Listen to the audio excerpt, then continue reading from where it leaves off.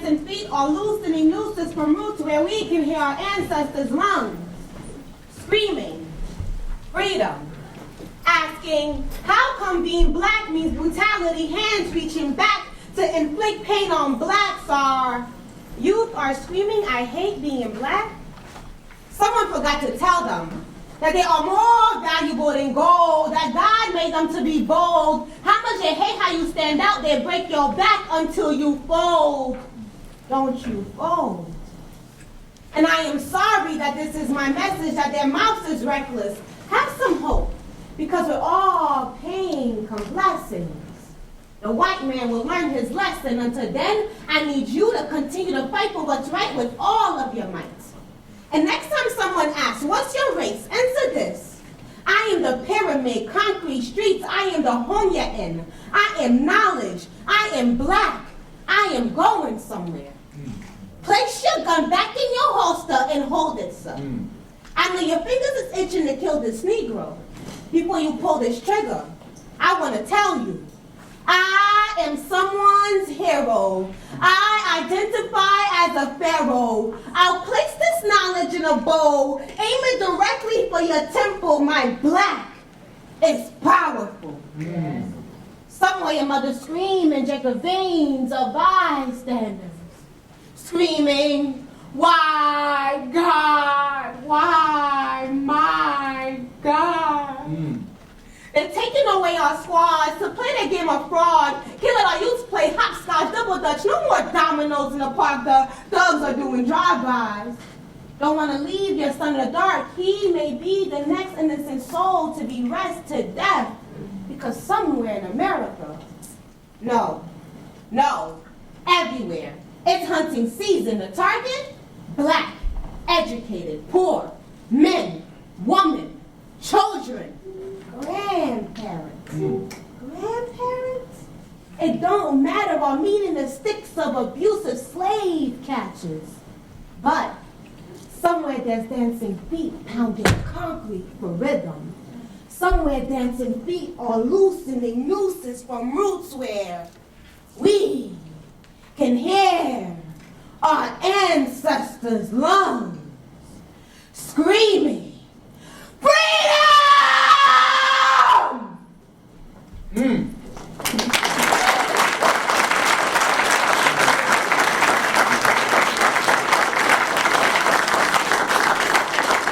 My name is Soul Servant. My actual name is Kimberly Antoine.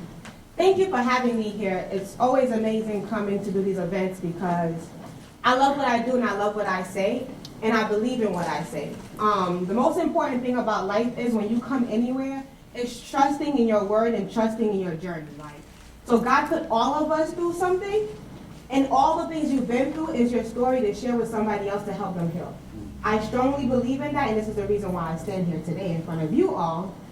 Can I share two more? Okay. I want to share this piece with you guys I did for my friend yesterday, and he was like, you have to perform this the next place you go, like. And I was like, okay, I guess, you know. So, here we go.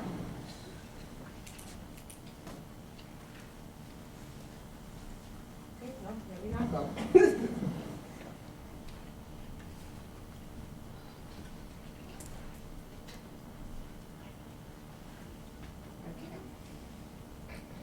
Maybe you guys won't get this poem today.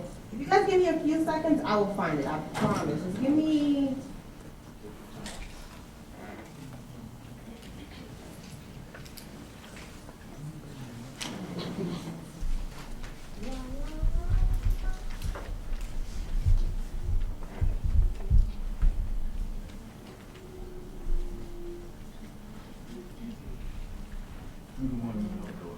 So do one right off the cuff. Yeah, I'm gonna do. Okay, so I'm gonna do this really old poem for you guys. I wrote this poem a while back when I first started doing poetry again, and I did it for the youth in my community. I live in East New York. I'm living the projects. I worked in my community for a while, and I just wanted to give something back to them, you know. So it goes: elevate your soul, elevate your mind. Let's sit on cloud nine and lose time. Introduce you to space. No point in keeping all this baggage in your face. Let's introduce you to a new lifestyle taste. Let your body create while your enemies hate. Society won't lift you, so you have to lift your own weight. You are not a product of this hate. Continue, my brothers, to elevate. Continue, my sister, to elevate.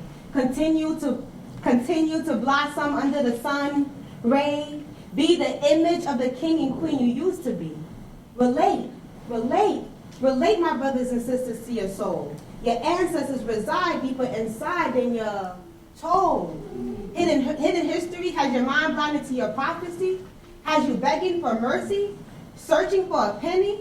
It's time for change. Are you ready? Killing your own kind because you hate your own reflection. Now, what does that add up in the equation? They leave you in starvation and give you programs that's supposed to lead you in the right direction. It only keeps you under the system. Stop letting these blind men lead you when it's your own history they're using to mislead you. And you're called a fool and you get upset. How could you be called wise when you just sit on your behind and rest? It's hard work that got us kingdoms. It's wisdom that help us keep them. Now we're busy wearing Jordans, killing another Negro because his life is not important. Now our youth are caught up in our battles. We're teaching them materials of our world when we never taught them self-love and self-knowledge. And we wonder why our youth never blossom. We see the streets stitching their faces from young, corrupted by the system, and we're so close to saving none. We keep turning a blind eye saying, what's wrong with this generation? I'm asking you, what happened to old folks raising the youth? What happened to teaching them old traits? What happened to passing down history? Now old men are running away, women bashing men, young guys raised hair and men ain't shit, and young girls growing with hate. This cycle would never end. We are enslaving our souls and breeding more fools for them to control. So elevate your soul and free your mind, and let's be a new mankind.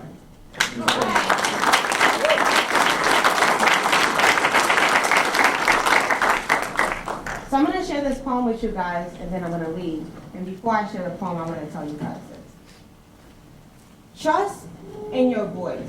Too oftentimes we doubt ourselves, and this is a reason why our world remains the way that it is. Each and every one of us has a seed inside of us. We're born with seeds. But you have to go out there and plant them and water them so they can grow. Because there's somebody out there waiting for your fruits. And if you don't grow the tree, how can they receive the fruit? And if they're not nourished, how can they grow? So don't stop yourself right here because somebody else is waiting for you. They're literally waiting for you. And you have to believe that you have it inside of you to give it to them. So whatever that you do, I don't care if you are the grocery man. You are meant to be exactly where you're at, and you are worthy doing exactly what you're doing. Because while you're packing that bag, you might put a smile on someone's face that saves their lives tomorrow. So do not be afraid to do whatever that you're doing. I don't care if you get paid or don't get paid. Your passion will take you somewhere. Your love for what you do is going to take you somewhere. And if it don't take you somewhere, it's going to take somebody somewhere, and that person's going to come back to you and take you somewhere. So please follow the seeds inside of you.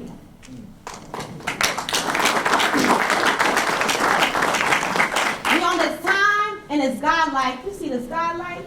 Clear path. Let's do this math. God's like, love yourself. You are the light. I'm like, God's right. I am the light. I can't reflect. I just shine bright. Outshine small minds in search of God's might. I stand in front of this mic stand, spit my soul through this mic, man, spit God from my throat, man. Me and God be building bands. Spiritual souls gathering at his throne, asking God to help them with their plight. I promised them I would lead them to the promised land of man. They ask how? Because God lives right inside the soul and mind. Search deep inside. God is your birthright. Your birthright. God is everybody's birthright. And if you trust and you believe in God, and I'm not telling you what God to believe in. I'm saying trust in God in whichever way God speaks to you, because God is not religion. God is a faith that you practice. So practice your faith and believe in that, because your faith is your faith. So wherever you choose to go, you have to have trust, because trust, when you have faith, you're making a choice. So make the right choice and believe that you are making the right choice. Have a blessed day, and I hope you guys enjoy the rest of the day.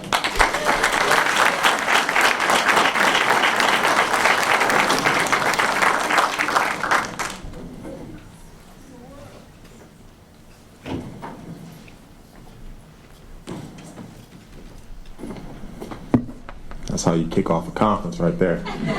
Whew. It's an honor and pleasure to join you all here today at the Credible Messenger of Justice Conference.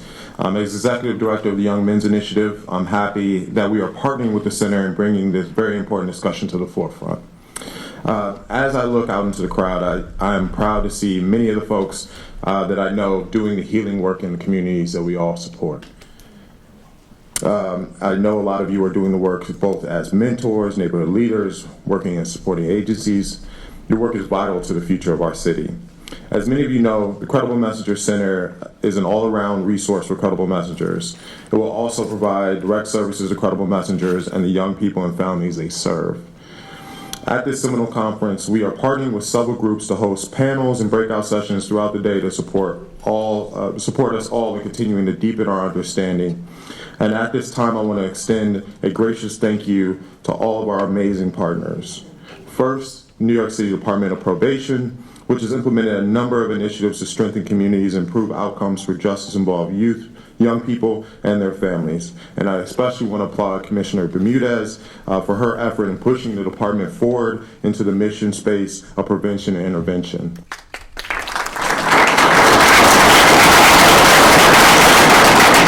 Next is a Community Connections for Youth, a visionary community-based organization with expertise in building community capacity for youth justice reform.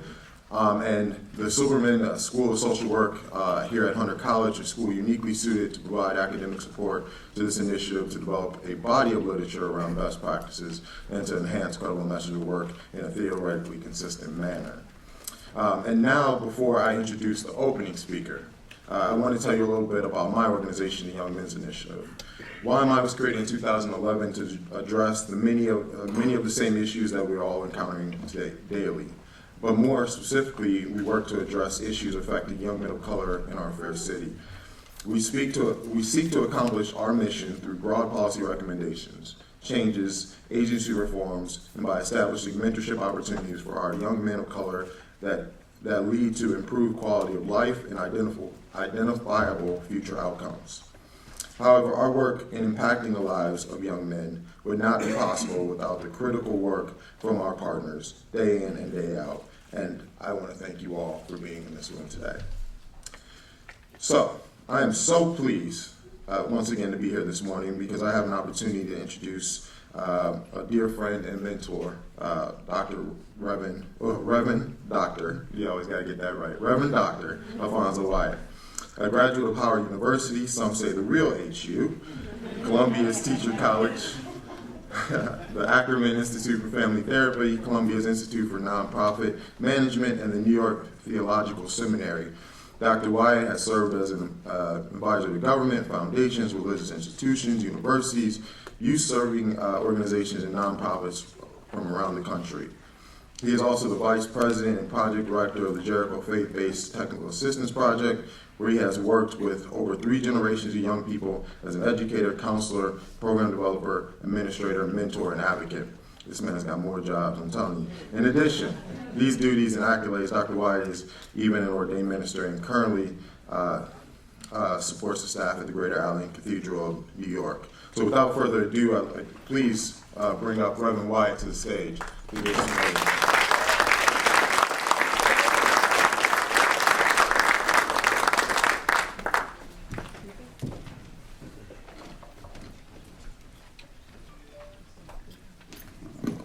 There are some meetings that are placed on your schedule, and you know you have to be there. There are some meetings that are born in the womb of time, and it takes time to appear. This is one of those meetings, beloved. I want to salute all of you for the work that you do, both visible and invisible.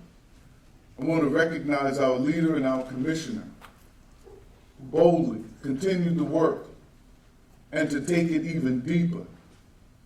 To all of you who help young people understand that there is a price for decisions, the ones you make and the ones you fail to make.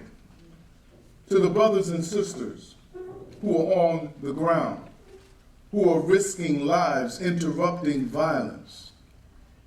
Some people say they give a lot for their jobs. You give more than anybody. 2, Hunter School of Social Work, to all who gather here. This is a meeting that had to happen because there is great things that are happening out in the community. I retired. I may have all them jobs, or had all them jobs. I had to retire. Some said, "You retired?" I said, "No, actually, I refired."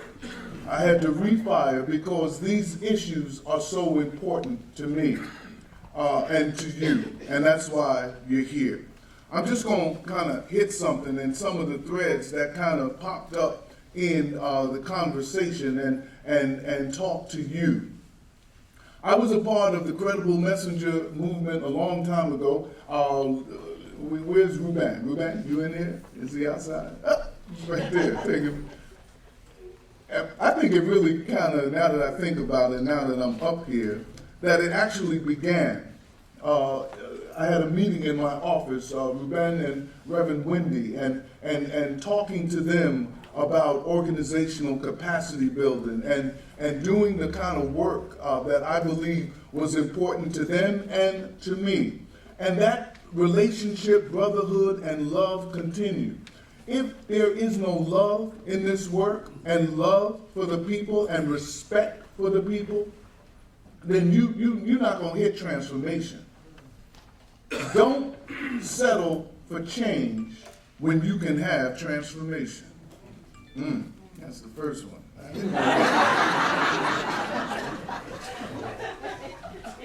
In order to change, in order to transform, rather, you must change. That's right? That's right. That's a truism. But all change does not lead to transformation. That's why we take 2 steps up and 3 steps back. That's why when I go into the institutions, Dr. DeRoe, I talk about hustling backwards. When you hustle backwards, you say one thing in your mind, but your behavior does another thing, and you actually are moving backwards while you think you are progressing forward.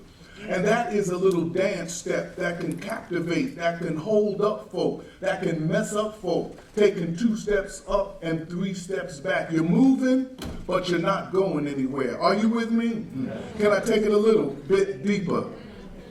There is an entity that I call the mind hustler. I tell folk, beware of the mind hustler. The mind hustler comes to steal, rob, and destroy. The mind hustler is able to take your promise and turn it into a curse. The mind hustler brings darkness, doesn't want you to progress. The mind hustler is a whisperer. He won't talk to you while you're in here around all of these powerful people, but when you go to get yourself a little Danish, the mind hustler said, "Come on now. You in here, you should be really getting paid. You should do this and that." The mind hustler will speak to you at a weak moment to try to get you to do what you know you shouldn't do. Anybody know what I'm talking about? Or y'all looking at me like you're watching TV. Yeah. Now, some people think that the mind hustler only works with people that've been incarcerated.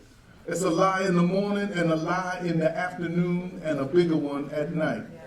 I don't want to get political, so I won't. But let me just say the mind hustler is busy. And I'll leave it there. Why are we here? I believe that this is probably and perhaps the greatest aggregation of people who care about these issues. We have elected officials. We have those who are in government. We have those from the Manhattan District Attorney's Office. We have scholars. I met a young man. I don't know where he's at. I told him I did a bid at Columbia. Where you at? Is he here? Yeah. And we got practitioners. We have a school principal of new transfer school that is going to open Judith K. School over there on 96th Street. What would happen, beloved? What would happen if we came together, irrespective of funding streams?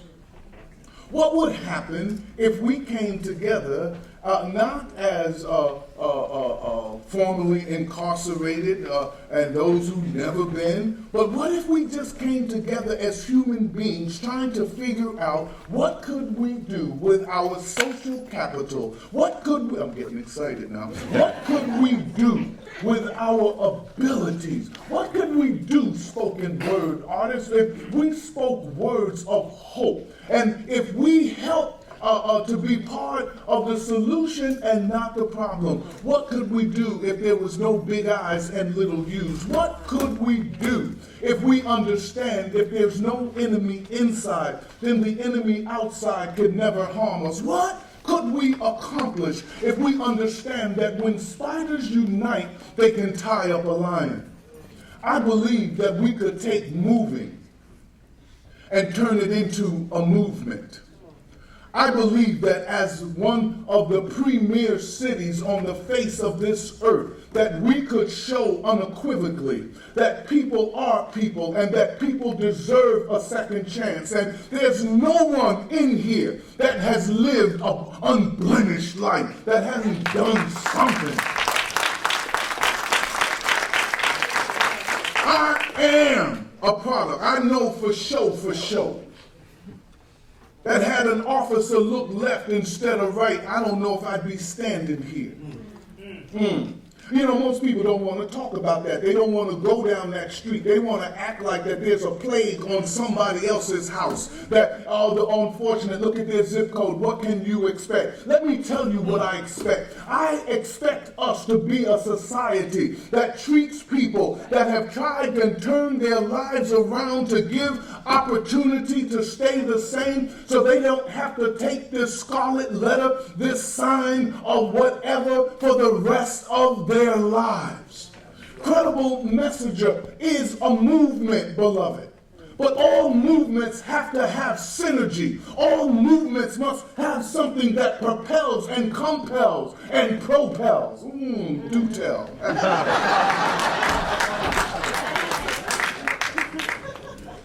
Don't you lose your sense of humor. Ain't that right, Divine? That's right. Don't you lose your sense of humor. This work will drive you crazy. It drove me crazy twice. I found my sanity twice. I said, now 3 times. I don't know if I can afford to lose it again this street again. I got to be careful. Now let me get to the soul, and then I'm going to go sit down so that we can continue to do what we do.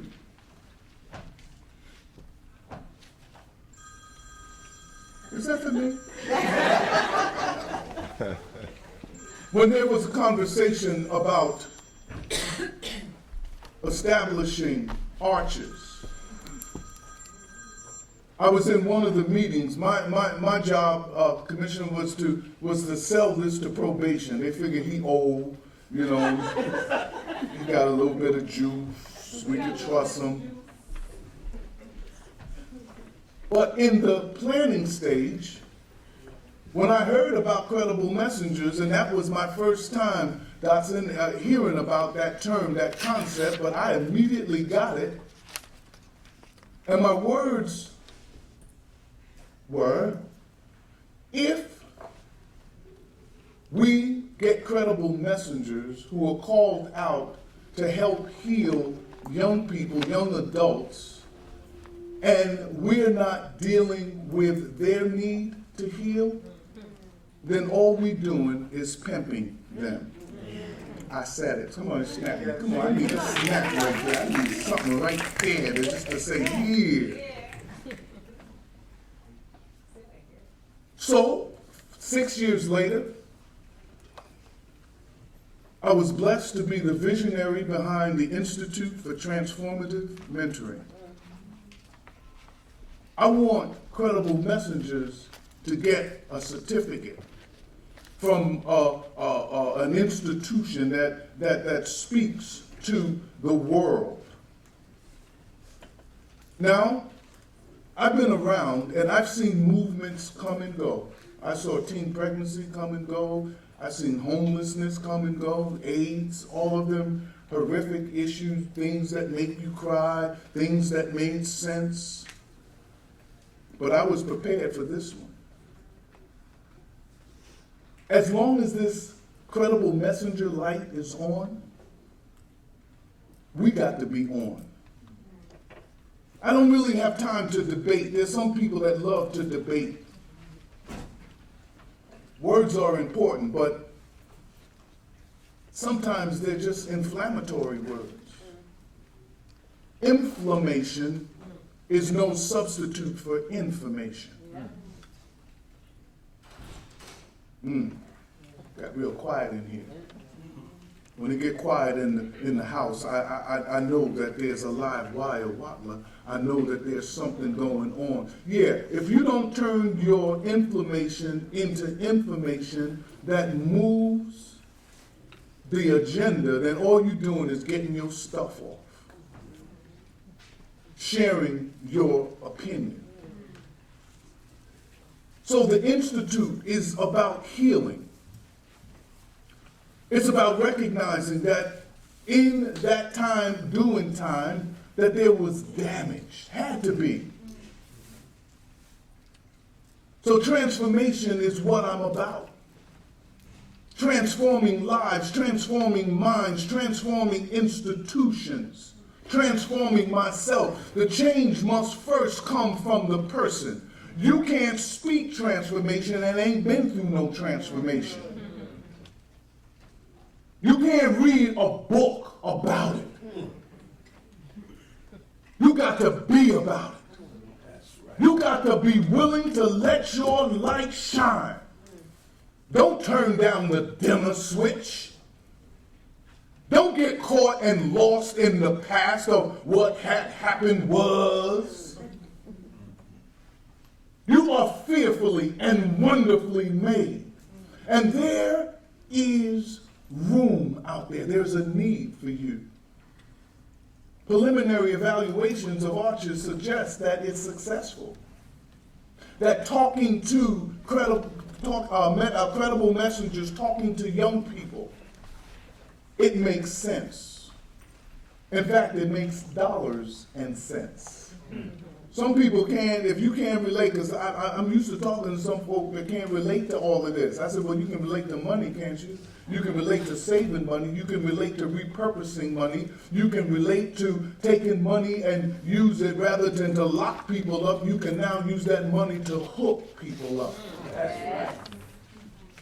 So credible messengers, you that are in this audience, I want you to know that you are part of a vanguard, that you are part of where we are going, that you are a part of something that's much bigger. Our spoken word artist talked about a seed. There is power in the seed. Everything in a small seed, in a small acorn that becomes an oak tree. Inside of the acorn is the elements of the oak tree. So I'm not a spoken word artist, but I want to close. I got my wrap-up sign. I'm a very nice young lady. She held it up and smiled. You know, held it up and like look at you like you know when you done ask 12 people how long you should talk. But that's another story.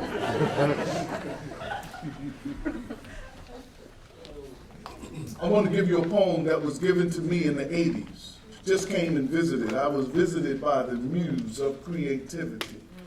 The poem is The Enlightenment. Children of the light, heed this urgent call. Use thine power over darkness. Stumble, never fall. Illume dark corners in all hearts and minds. Share the precious flame, the tie that binds.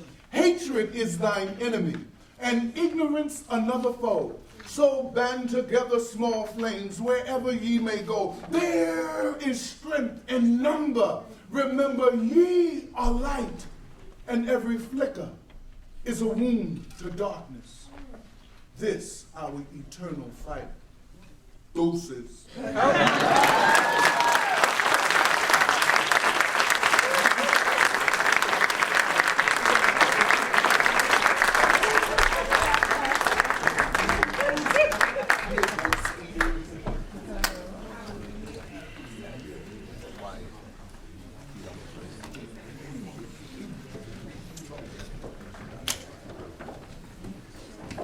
y'all give another hand for Dr. Wyatt.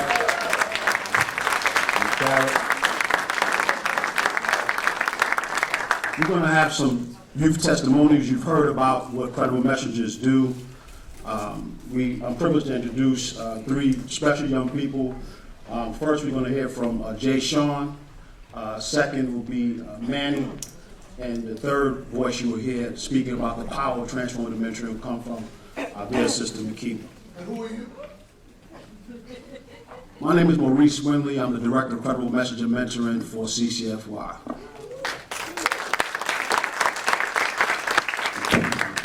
Good morning, everybody. Good morning. It's a little, I move his back some right here. All right. Good morning, everybody. Good morning. All right. Well, I'm a little energetic. I'm just coming from upstate from a retreat, you know, my job and everything. So, a credible messenger. What's a credible messenger to me? It's a lifestyle. It's not a job. I look at it as we're the police. You know, we're 911, we're the 311, 411, whatever you want to call it. You know, we get those calls and we reach out to everybody and, you know, we do what we gotta do. I recently got the job a couple months ago, but I always was working, you know.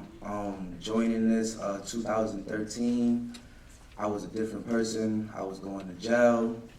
You know, I didn't know where I was going myself. I didn't see myself going anywhere. I see myself actually dead or in prison. I had no hope for nothing. You know, I was a leader in a bad way. You know, when I first got into Archers. Oh, I also want to give a special thanks to probation because without y'all, I wouldn't be here right now. You know, my probation officer was Ms. Coleman. May she rest in peace. She was the best probation officer I ever had. She was like another mother to me. Very strict, but very loving. Yeah, to get into what I was doing. A credible messenger is a lifestyle, you know, and it was something that I really enjoyed doing. You know, I got to experience and go places I've never got to go before, like Washington, D.C. and upstate, and, you know, I work with my youth. I actually work I finished doing a whole thing in my school, in my high school, also in my middle school. You know, I still got my pictures on the wall when I go in there and work, so it's cool. I can actually tell everybody, like, listen, this was me right here in this picture. They're like, no, that couldn't have been you because you was mad fat. I'm like, listen, let's go right away. But yeah, you know, but yeah, you know, it's heartwarming, you know, the family that I've made here, you know, family and friends, and, you know, coming from the environment that I was, I always hear, you know, one thing that youth don't like to hear, and that's being a product of your environment. I love being a product of my environment. You know why I like being a product of my environment? Because I'm in the streets and I live it and I see it and I bring it back and I teach it. So being a product of the environment, say the fuck, you know, let me get this out, you know? Thank you. You know, when you're a product of your environment, you know, some people take that the wrong way. I don't take it that way. I like being a product of my environment because I'm in here, I'm out here, I'm living it. So I bring it back to these people. It's real life. It's not somebody talking down or watching TV and going back and talking about it. No, I'm out here, you know? I live it. I have people that come up to me, not to ask me, you know, yo, bro, what you doing later? Or, you know, what's up with that nickel bag? No, it's, yo, bro, can I get a job? Or, where you going to your program later? Can I go too? Of course you can. Follow me. Let's go. We out. You know, so it feels good to lead in a good way. Right? But my name is Jay Sean again. It was nice to talk to everybody, and hope y'all enjoy your day.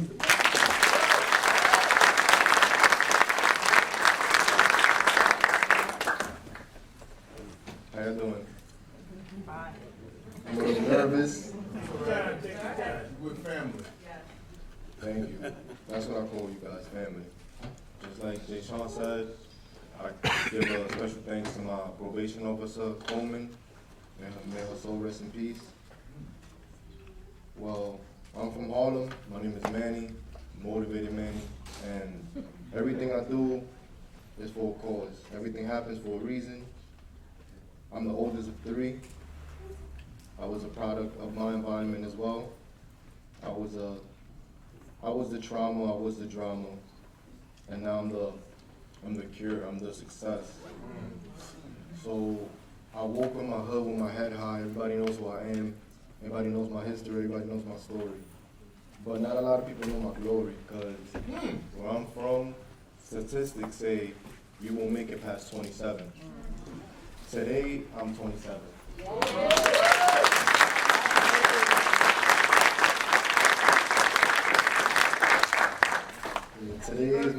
Thank you. Today's my birthday, I'm 27.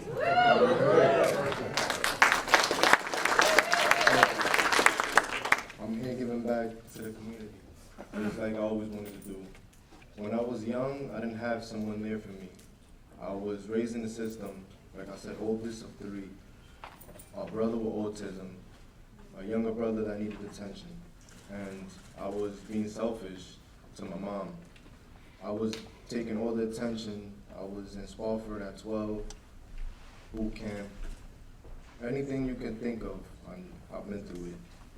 And at 15, people, places, and things landed me in the wrong place. I pled guilty to probation, ended up in Archers where I met Maurice, and he guided me for 4 years, and I'm here now. And I'm not going nowhere because I love doing this. Monday through Friday, I'm working. Even if I'm free, I'm working. I'm currently in Horizon Juvenile Detention Center. And my job there is to make sure these kids are thinking properly when they come in through them doors. Make sure them first timers don't ever come back. Make sure them 10 timers don't come back again, because they have somebody like me now. And when I was 12 to 15, I didn't have nobody there for me but myself. So I'm trying to let them know, and I'm letting them know that there is somebody there for them. And I'm here.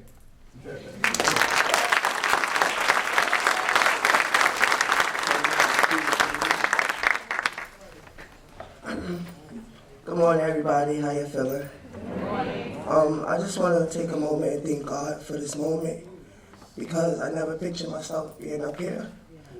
I'm a 2013 Archers graduate. I was supposed to have been starting 4As, but it's like everything's about timing, and my timing was last year. I started the 4As program. Maurice Ruben decided to hire me for the 4As program, and I really want y'all to know that I appreciate that.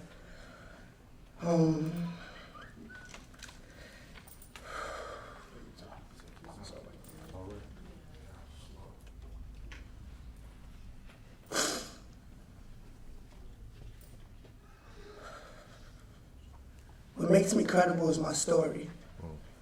I'm the girl that everybody overlooked because I was the black sheep of the family. Right now, I'm a single mom of 3 boys. And because of everything that I've been through, and because I want better for my sons, I work so hard. And it's not even like they said, it's not even work. It's just about, sorry, y'all. It's all right.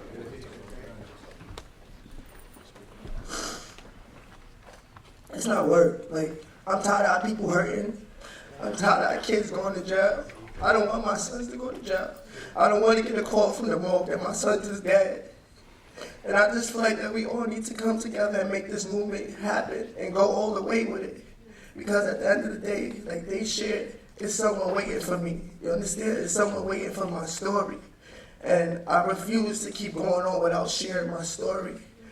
So it's like, I had a friend who killed herself August 31st, 2015, my dad's birthday. First day of college for me, everything. And it's just like, I wish my friend would have called me, you know? She left behind 5 kids. And it's like, why you didn't call me? You understand? We share the same pain. We share the same struggle. Like, just call. And people need to understand, like, instead of just trying to downplay each other or come at each other or say, oh, because this kid went through this or this kid went through that, they ain't never going to make it, they ain't never going to be nothing. You need to be more supportive. You understand what I'm saying? Like, and I just really appreciate this movement and being here. Like, you don't understand how much this means to me. Like, it's just like, I just thank God. Like, I just thank God, like, because I feel like I'm here to save lives. Like, you know what I'm saying? Like, that's what I was doing this thing for. I don't care what nobody tells me, I'm gonna do that. You understand? I'm not gonna give up on an individual because I've been that same girl who people like, oh, she's not gonna be nothing, she's not gonna make it, she's this, she's that. And look at me now, I'm here, and I'm doing it, you understand what I'm saying? And it's like, I'm not gonna let my past, as you were saying, I'm not gonna let my past determine my future, because my future is bright, you understand what I'm saying? What I want and what my heart desires, God knows, you understand what I'm saying? And He's gonna make it happen for me. And I just wanna tell everybody in this room that I appreciate y'all, and I'm thankful for this moment. Like, I'm really thankful for this moment and to be a part of such a great family and such a great team. Like, I'm not gonna let y'all down, you understand? I'm not gonna let myself down, I'm not gonna let my kids down, I'm not gonna let God down. Like, this is my time. Like, I really have to do what I have to do to save these lives and keep our kids off the streets. Like, God.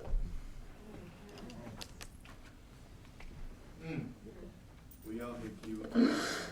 We're here for you. It's just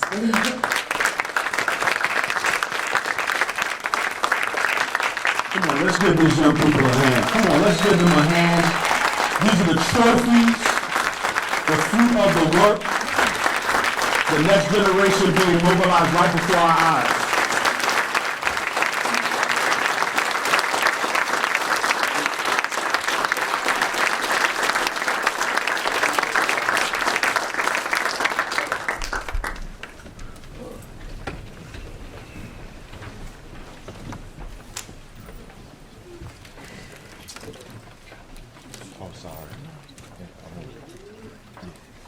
Good morning again, everybody. Good morning. Good morning. I'm so glad to be here in this room with, it's like a family reunion, and we got extended family here. We got new family members coming to the table. My name is Ruben Austria. I'm the founder and executive director of Community Connections for Youth, one of the partner organizations of this Credible Messenger Justice Center. And I'd like to welcome our first panel of the day up to the stage. We have Commissioner Ana Bermudez from the New York City Department of Probation. John Johnson from the New York State Office of Children and Family Services. And my brother Marlon Peterson from the Presidential Group. And so as our distinguished panelists take the stage, I just want to reflect briefly on what we're doing here. Why Credible Messengers? Why a partnership between a juvenile justice agency, an academic institution, and a grassroots community organization? And I think this work that we're doing here today is righting some of the historical wrongs that have led us to the place that we're at. It was about 20 years ago, a little over 20 years ago, when a criminologist by the name of John DiIulio warned the nation about a coming wave of juvenile super predators in 1995. And he said, these kids that are coming of age now are going to be so bad that they're without redemption. All we can do is build more jail cells. And this criminologist wrote that, he said, at the core, the problem is that most inner city children grow up surrounded by adults who are themselves deviant, delinquent, and criminal. And wrote off the young people, wrote off their families, wrote off their communities. But this academician, right, who was very influential at the time, influenced government, and people began to pass all these laws to build juvenile prisons, try young people as adults, and basically sentence an entire generation to a cycle of incarceration. And yet, even as this thing was happening, there were men and women in prison, formerly incarcerated, men like Eddie Ellis, men like Dr. Divine Pryor, who's with us today, T. Haywood, people who even from the inside of a prison cell were saying, when I go home to the same communities that they've written off, I've got to intervene in the lives of young people. I've got to save this next generation from going what I've gone through.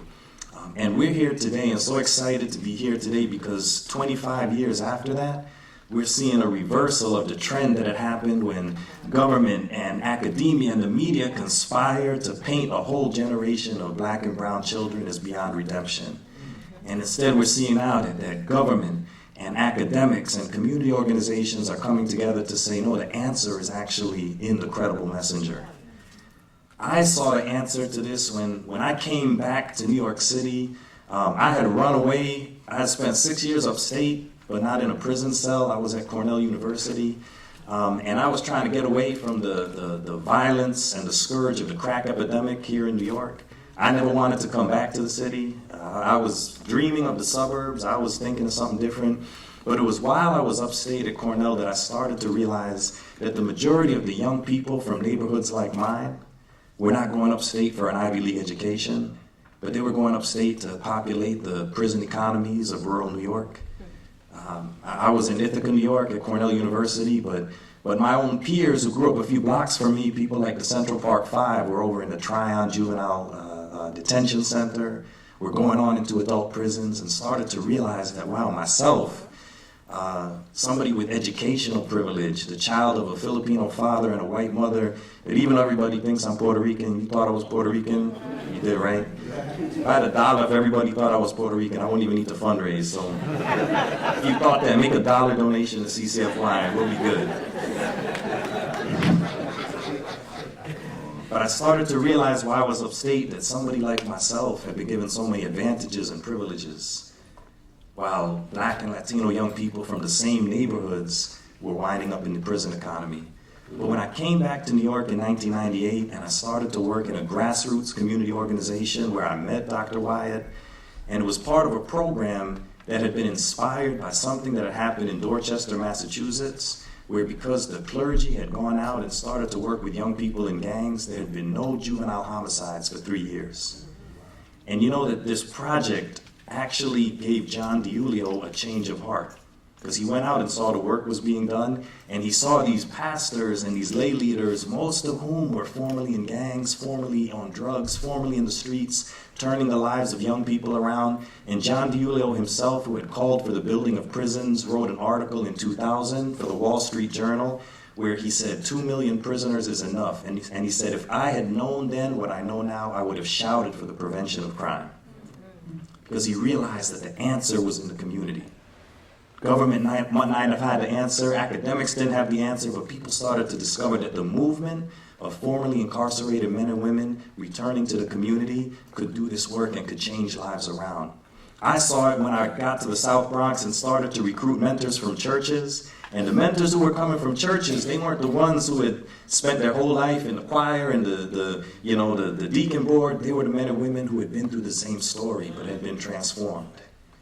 And I thank God that 25 years later, 20 years later, we're seeing that this work is being embraced across sectors. So I'm going to wrap up my opening remarks, get over here with my panel. And what I'm just going to ask y'all to do as I come to join you, I'm not going to read your bios, y'all are famous already, but what I'm going to ask you to do, starting with Marlon and coming down, is just to introduce yourself and tell us a little bit about your personal and professional journey in the work and to the place you are today, and how your journey made you come to see the need for credible messengers. Marlon, we'll start with you. Good morning, everybody. Thanks for allowing me to be in this space. It's always a privilege to be in front of folks. So in terms of personal journey, I should say I think the journey is still our journey. Right? I don't think the journey has reached the pinnacle, and I'm like, well, I've made it now. I'm good. I think the journey is still in progress. So I currently, the presidential groups of social justice consultancy, as well as have a podcast out that highlights the journeys of success of people who have spent time in jails and prisons. And I get to do a lot of this stuff, thankfully, on not only within the New York City space, but also in different parts of the country. Even my second home, which is Trinidad in the Caribbean, and I'm thankful for that. So similar to the folks, I want to give I really want to shout out to the folks the young folks that gave the testimonials. I think that's the most important part of the conversation. It's just like to hear the experience of folks who right now, not only doing the work, but I think are really at the place of experiencing the transformation right now, and as in the moment of experiencing the transformation, they're imparting it on to other folks and paying it forward. So that's dope. Many folks know, so I'm somebody who spent a lot of time inside as well. I went to prison at 19, came home at 30 for a very violent crime, and I've been home 7 years now, thankfully. And speaking about folks who, credible messengers, and that term, And as you mentioned, Brother Eddie Ellis, and seeing Devon in the audience, me, Devon, we still got to work on that project. But you know, somebody like Eddie Ellis, he's not the only person, but for me, he was a very important person, sort of like understanding that there was life and hope beyond the cells that I was in. And I remember like I was in Greenhaven, maybe like 3-4 years into the sentence, and you know, I walked into my cell and my radio wasn't working. How much time I got here? Like 5 minutes? Okay, all right. Really, so you know, I walked into my cell and you know, my Super 3 radio is what we had inside, and the signal's not so good, but I hear this kind of like raspy voice on the radio. It's like, you know, WBAI on the count. And I ain't too sure what else, but the voice kind of attracted me. And then I listened more to, he was talking about prison stuff, and I had at that time never really heard of a radio station based in New York City, like dealing with people who were formerly incarcerated, like running the radio station. There were other stations upstate where people who weren't from incarcerated running the stations, but this one was. And periodically, you know, every week then I started listening to the program and then hearing the guests on the show. And then when I was finally released, you know, I got to meet him, and at the time I was running a youth program in Brooklyn. And I was mentoring a kid, and I kind of like reached out and I was like, hey, can I just bring him up to the radio station, you know, to take the kid out on a Saturday morning. And Eddie's like, hey, yeah, come up to the radio station. And I brought the kid up there, and the little kid got to interact with Eddie Ellis. I got to interact with Eddie Ellis. And I can't sort of like minimize the importance of that moment and moments like that where folks continually pay it forward. And I think the credibility is not only in the experience of incarceration. The credibility lies in the understanding and the insight of the experience of incarceration. And I think, you know, and you couple those together, that's a tremendous force. So it makes sense that folks who are from the community can literally, as you mentioned, be the cure. Right? It makes perfect sense. We care about it because we care about ourselves. It's like it took us so many years to get to this point, to understand it, but it just makes sense. We are the cure because that is of our body. The community is of our body. We are a product of it. So without a doubt, we would care about it and be able to have some of the different ways and initiatives and strategies and methods to impart a sense of hope and love into folks who are going through certain things themselves. So I mean, and one of the first ways I sort of like began to do that outside of the youth program, moving on, conclude here, is that back in 2011, I was what's called a violence interrupter for a gun violence prevention initiative as part of the Cure Violence program in Brooklyn, SOS Crown Heights. And, you know, I'm from Crown Heights, so I got to be in the community, interacting with folks and mediating conflicts on the street level from the neighborhood that I grew up in. As a credible messenger, have an ability to sort of like have, once again, not only have the experience, but have an insight into the experience and know how to communicate to folks. Because literally that's what we're doing, we're communicating with folks. Folks usually think that because people are on the streets or because people came from jail or prison, that the only way to communicate with them is with a hammer, because they see them all as nails, but we can't, we're more than that. We literally see people as us. So you know, just anything like the golden bullet, maybe I don't want to use a bullet as an analogy right now, but, you know, is that we care about folks in the community, and doing that work has literally what propels me to continue the work that I do on a different scale. So thanks for allowing me to be here.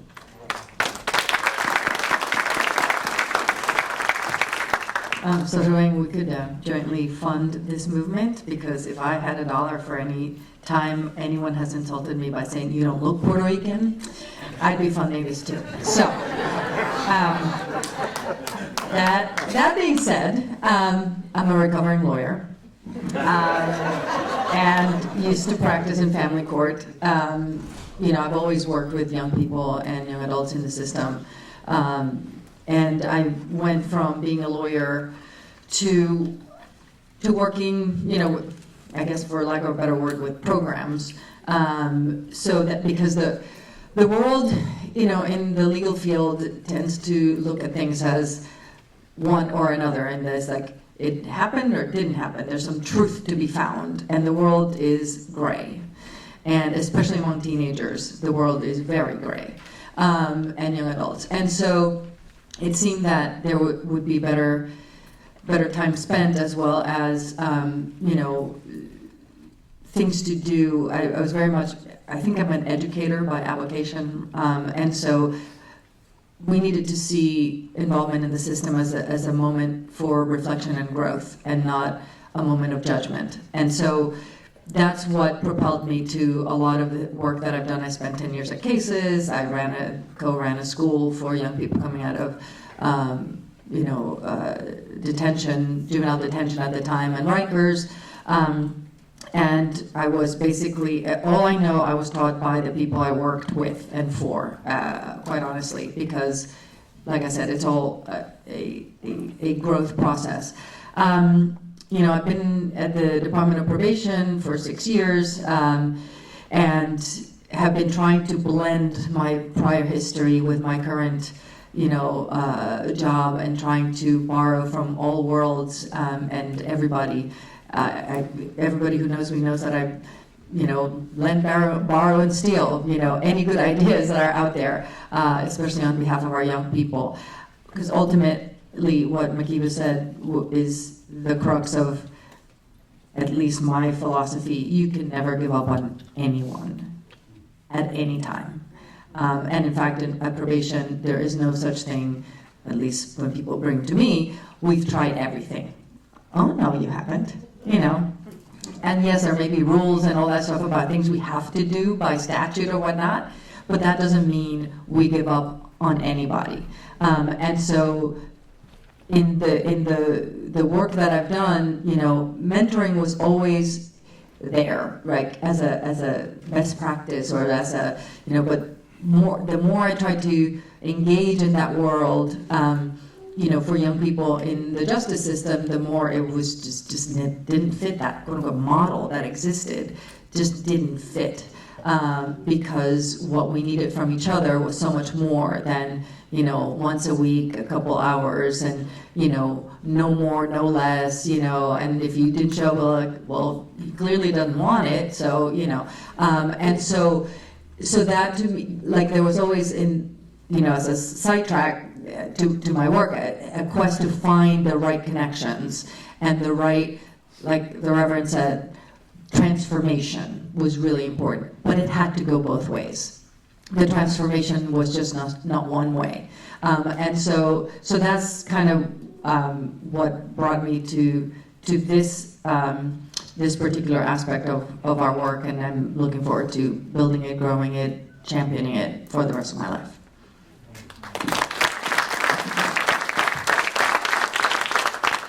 Good morning, everyone. I'm John Johnson, and Ruben asked us to give a kind of like, where we're from and why we're here. And I don't know if I can do all of that because I've been working in the juvenile justice field for the better part of 4 decades. I've worked in every kind of program you could work in juvenile justice. I started in group homes, taking a lot of the New York City young people who were leaving New York City and coming upstate and staying in our group homes. I worked with those young people. Then I went into facility and I ran units in what was then DFY facilities. And I ran units of 25 kids. I had responsibility for 2 separate units. And all of those young people were kids of New York City. And then I went from there and I became a release planning coordinator, trying to get kids out of those facilities upstate into private agencies. And it's something like I've been to 75%, I've appeared before 75% of the family courts in New York State. I've been to practically every private agency, voluntary organization in New York State. And so as a result of being a release planning coordinator, I decided I was a little too far away from kids because all I did was work with them to get them in other places, and I decided to do community supervision. So I transferred to be one of the aftercare workers for Office of Children and Family Services. Maybe some people in here would know what that term is. It's very similar to probation or parole, but it's from DFY/OCFS. So we supervise young people in the community, and if they don't do what they need to, we were able to return them to our locked facilities. But if they do what they need to and they stay in the community, which was always our goal, and my goal particularly, they could go on with the rest of their life. And so then I also decided I would try to supervise. So I supervised a regional office upstate from just beyond Hudson, just below Hudson, all the way up to the Canadian border, bordering the Hudson River. So I had 15 counties, a large area, all young people placed with OCFS. We had the responsibility of supervising my office that I oversaw. And I did that for a while, but people challenged me because I was fussing always around. I feel like I know what kids need to keep them successful in the community, and people aren't doing it, and I don't understand why people are so far off from where I think they need to be, because all it is about is giving kids some knowledge and education if they come to one of our facilities, and returning them to the reality of their home, helping them link up with young people or people who have been where they've been, link up with those people to keep them in the community and navigate systems where they live, because that's the main purpose, right? And so I did that for a while. Then I went into I was oversight and monitoring for all the detention facilities in New York City, Horizons, Crossroads, and all the non-secures. And then from there, I said, I need to impact more, right? I need to impact this system, because the system is there. I know we talk about what we need to do, but we have to understand that there is a juvenile justice system in New York State that still exists, right? So I decided to throw my hat in the ring to become a director or a policy maker for Office of Children and Family Services. So that's what I'm doing right now. I oversee funding for all of our CMSOs, which are regional offices throughout New York State. I oversee the funding of community sport for funding for them to get services for young people who come out of our facilities. I also oversee a program called Supervision and Treatment Services for Juveniles, and that helps probation, DSS, provide community services for young people who come out of home placements and OCFS facilities. And so the reason why I'm here is because while I was an aftercare worker, I had a program, and I met Ruben. It was just kind of like fate, or I don't know what it was, because I'm a true believer in helping. If you're the closest to the problem, you're usually closest to the solution, right? And so I met him in the Bronx, because I never sat still. I don't now even. But I was in the Bronx trying to get some services for a young person. I ran into him at the family court, and he started telling me what he planned to do. And what he just described to you is exactly what he said to me on the corner right by the Bronx family court. He sat there and said, this is what we had just met each other that day. And it's that once I left there, I started a program in our office. It was Credible Messenger, but it wasn't that title. I had folks that were coming from the Albany area who were linked in our office. And so I began to realize that there was some impact and there was some success associated with getting young people to understand that there's help. I would always tell them, you know what, if you could do better, use your help around you. And they're like, Mr. Johnson, what help are you talking about? And I started to realize that there is those young people in the community, because by that time I figured couldn't call myself a young person anymore. All right? So there are those young people. I was seeing them. I was seeing the commitment. I was seeing the heart. I was seeing the courage. I was seeing the intelligence in the community, right? And so I was saying, we need to link up our young people, who I see as smart and intelligent, with these other folks who've been through something. And so I began to do that. I did it for almost 15 years, helping to get that program running. And lo and behold, this part came up, and this particular program came up, and I feel like this is our next move in the Office of Children and Family Services, if I have anything to do with it. I'm only one man in a large organization, but as far as our programs, I feel like this is a great opportunity for us. All right. So we are here, as fate would have it, at a moment that up here talking about credible messengers, we have a social justice consultant who's formerly incarcerated, a recovering lawyer who spent many years in social services with young people as alternatives to incarceration, and is now the commissioner of probation, which is the front end of the juvenile justice system, and somebody who's been with the state juvenile justice system for his whole career, kind of the back end of the system. And we're all talking about the importance of credible messengers in the work with young people. And that's kind of a miracle in and of itself, so we should applaud that. Can we just be thankful that we're here? But I want to get a little bit more granular, and just starting with Marlon, just what is the definition? Give us a definition of a credible messenger, and why the credible messenger is essential to the youth justice reform movement? I think I had an answer prepared just as you were formulating the question. I think about credible messenger, and I said having insight into the experience of incarceration or street life, all those sort of things, and sort of like being more nuanced or more specific about it. I think, understanding like many of the social and like racial dynamics that sort of affect why things happen in certain communities is also part of like the credible messenger, what makes a credible messenger, along with the experience of being involved in activities in the street that's counterproductive or being incarcerated. And, I think about, people who would know, think about someone like, let's say, Harriet Tubman, right? And I'm bringing her into the conversation because she was literally you can think is go far back and think about it, a credible messenger, right? Her role as somebody who was formerly enslaved was somebody who would go back because she understood the experience of people who were enslaved, the mindset of the enslaved mindset, and would sort of like pull people out mentally as well as physically, bring people out of that experience. And you kind of like move that forward now, so we're thinking about folks who are formerly incarcerated, formerly enslaved. If you understand, it's like pretty much the same thing, right? I think that's what the new Jim Crow is all about. We have folks who are now in the same space, formerly incarcerated or formerly involved with street activities, who understand the mindset, understand the racial and social dynamics of that experience, and are now pulling people out of that space. That's literally what I believe is the definition of a credible messenger. So like when we were in the street, I see Beloved here in the room, when we were in the streets, as a violence interrupter, we weren't like telling people like, you need to stop being a gang, you need to stop doing this. We were like really just sort of, first of all, learning about them and just sort of communicating that we understand like what's happening right now. And that we literally, because we understand that and because we were there, and sometimes we still go back there every once in a blue, being honest about that we know kind of like how to draw them out of that.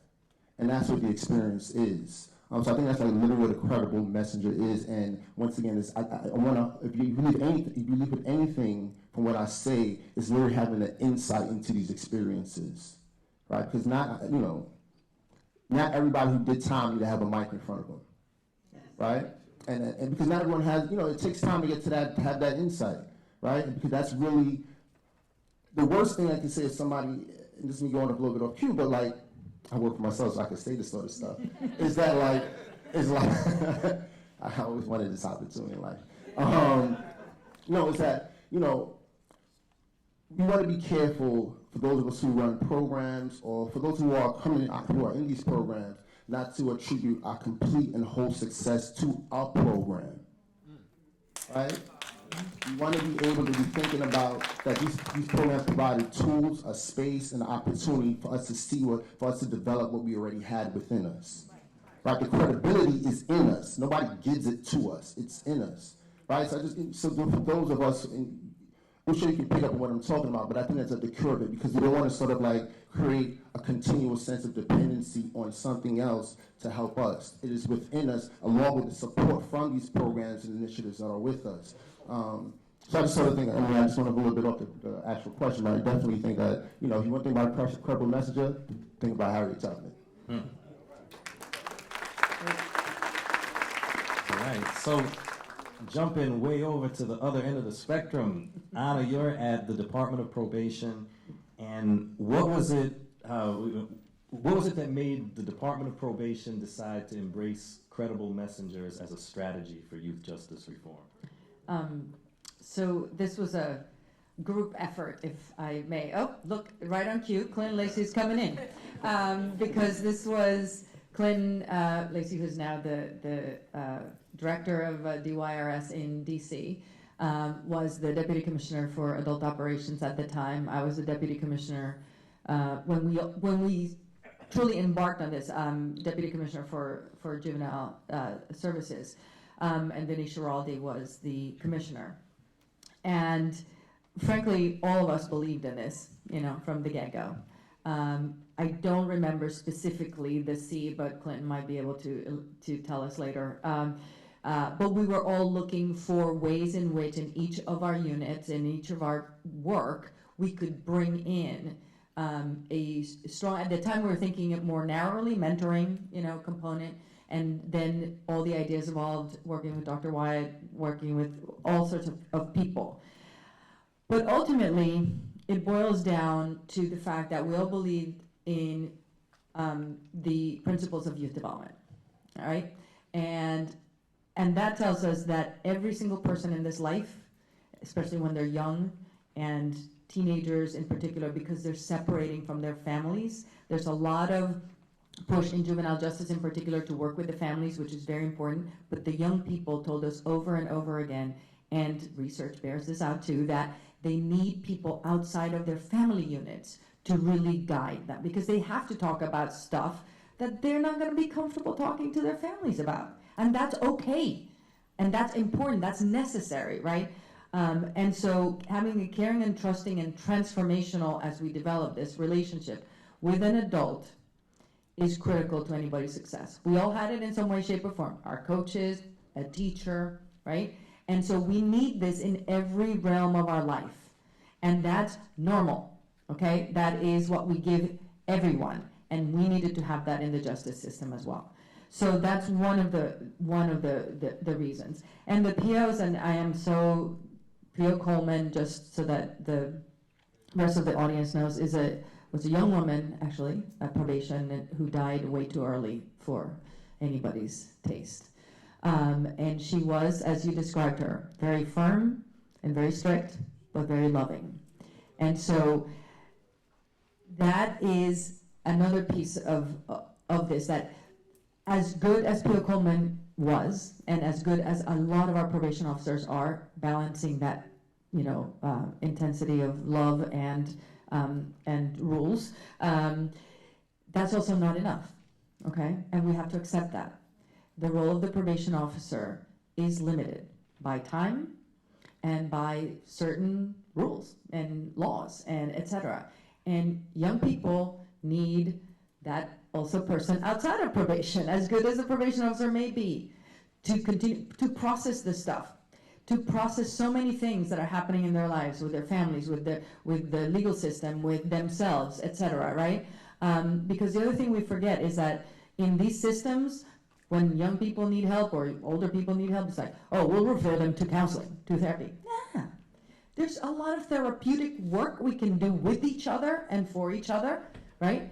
When we approach it in a non-judgmental, as you well said, and from an insight perspective, because that's the other piece. The people who are credible messengers is not just the shared experience, because I've seen it happen way too many times, like, well, I did it, so can you. What's wrong with you? When then they don't do it. Because we all struggle. It's one step forward, two steps back. And that mind hustler, my God, the A is very powerful, right? And what happens is that people react to what they see and forget the mind hustler, and they're like, what's wrong with you? You are moving forward. What's happening, right? And so that understanding, that insight is critical. And like I said before, the traditional, mentoring, program models or whatever, did not work within our system. And last but not least, the philosophy of the department is critical to this, in that, to borrow all the young people who spoke before, we do not give up on anybody. It has to be one size fits one. It has to be about the person.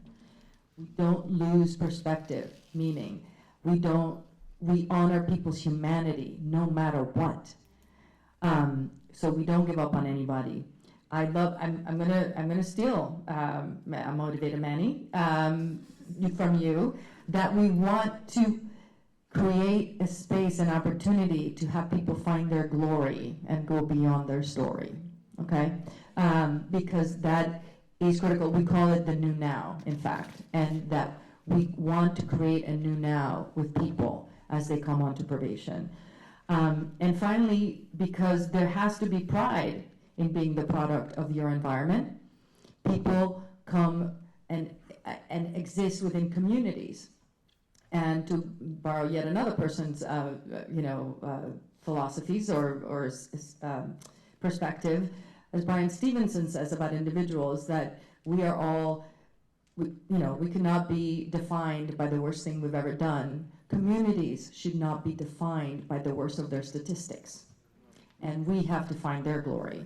And that's all part of the credible messenger movement within probation, as well as we have gone into our communities and worked with our communities, within our communities, and the communities of the people we serve.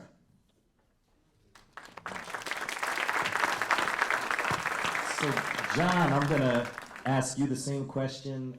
You've been in OCFS for many years, and when I came into work, OCFS, like they were villainized for those statistics, right? We found out 81% of the girls, 89% of the boys going back into the system, abuse in the facilities. In recent years, OCFS has kind of gone through investing in more of those therapeutic and evidence-based services. And from what I understand now, OCFS is even embracing credible messengers as a strategy. And can you tell me a little bit about why you're making that shift? As you have highlighted, and I personally lived through all of those transformations in our agency, but there are a lot of folks in our agency right now, starting from our upper level administration right down throughout, who are trying to be innovative and reimagine the ways that we are working with young people. There have been a lot of focus on providing enough funding to our agency to deal with the young people who have presented the most challenges, but who have futures as well. And so one of the things that we're trying to do in the community, right, in our community regional offices, is to realize that our numbers, while juvenile justice numbers for young people who are placed in OCFS facility, even in voluntary agencies, have gone down. The reality is a lot of those young people who still remain in the system are kids of color. Brown and black kids are still in the system. And we're like, well, what is the actual root of that? Where do we go with that? And so we just want to be innovative. And I know that many of our administrators came and visited with you, Ruben, and they saw how transforming your program has been for young people in New York City. And so our desire was to try to see if we can get something like that done in the upstate part of our state. And so we've started a credible messenger program in our central New York area, which is our Syracuse, New York area. And then we started one in the capital region, which is our Albany, New York area. We started those two programs to see how they go. And for us in the system, I think credible messaging is important because we hope that it's something that can intervene in what we see as a situation where young people of color have been languishing in our system much too long and not getting the right kind of success that they need. And we're going to try to see if this works. But it is a system. There are expectations, and a lot of our focus is you have to justify your money by what product you produce, right? So if your data doesn't show that folks are working with these young people, and these young people aren't going back into the system, that's how we continue to keep the funding going. And so our focus is on trying to make sure that all of our credible messengers understand that while we want you to connect with our young people, we want you to do what's necessary for our young people, we also want you to understand that this is work. Right? This is important work, this is necessary work, and it's not to be frivolous, right? That these young people's lives are important. And so when you do this work, do it with a mindset that I'm going to impact that young person's their life. And so what we're doing upstate is we're working with our folks in Syracuse. I just want to give a shout out to that area. I don't know if you have, Ruben, but when we talk about statistics, right? About 2.5 years ago, there was a gentleman that I work with through Annie Casey, because I am the JEI state coordinator for New York State, and I work with this other young person. He's younger than me, like in his 30s, and he was talking to me about, I need to do something different. I need to do something, we're still having problems in Syracuse. I need to do something different, John. Not even, I wasn't really up on credible messengers at that time. I just said, look, you need to get into the community. You need to hook up with community providers, people who know these kids, people who know where they go, their avenues they live on, the avenues they hang out on. You need to connect with them. And I was encouraging. He was like, I don't know if I can do this because many people, they frown on that, right? And I said, well, if you try it, maybe it'll work. I will support your effort. I didn't expect him to do it, but he was able to convince his county legislator to give him $500,000. And he took that $500,000 and gave the majority to 4 different private agencies in his area. And you know, I knew it took a lot of courage for him. And I'll just say this, I met with each one of those programs, and I said to them this. I said, we encourage this young man to take a leap of faith and to believe in you. It is your responsibility to take that, what you've been given, and make it big. It's all in what you do with those young people. Every time you meet with a young person, you should understand that's important. It's not frivolous. It's not something to just be taken as, oh, I'm just going to deal with war stories. This is about changing people's lives. And so I told each and every one of them and got commitment from them. I don't know if they're going to honor it, but got commitment from them that they're going to work and work beyond work to get this work done. So I just want to let that be known, and I'll be quiet now. All right. So we're at this exciting place in time, right, where city juvenile justice systems are embracing credible messengers and funding it. Mm-hmm. State is embracing it and funding it. Academics are looking at it. Well, I don't know about juvenile justice yet. Well, we will see, right? We'll see. Yes. Well, I'll talk about that later then. I wish. I think there's a danger and a temptation in believing that because it's becoming a thing now, that somehow we invented it or it started here, and every place I've gone to, I've seen that there is a credible messenger movement, whether they call it that or not. That's not birthed in government, it's not birthed in academia, it's birthed in street corners and churches and jail cells and mosques and people who even before funding, before recognition, are taking it upon themselves as a calling to do this work. And so, Marlon, I'm just wondering if you could just, tell us a little bit about what history do we need to know about the credible messenger movement that predates the current movement, and what do we need to do in terms of just being able to honor that legacy and, like you said in your last statement, not turn it into a thing where we say, yeah, this is now the program and that's it. But what history do we have to honor in this movement? I went to Harriet Tubman before, I think. But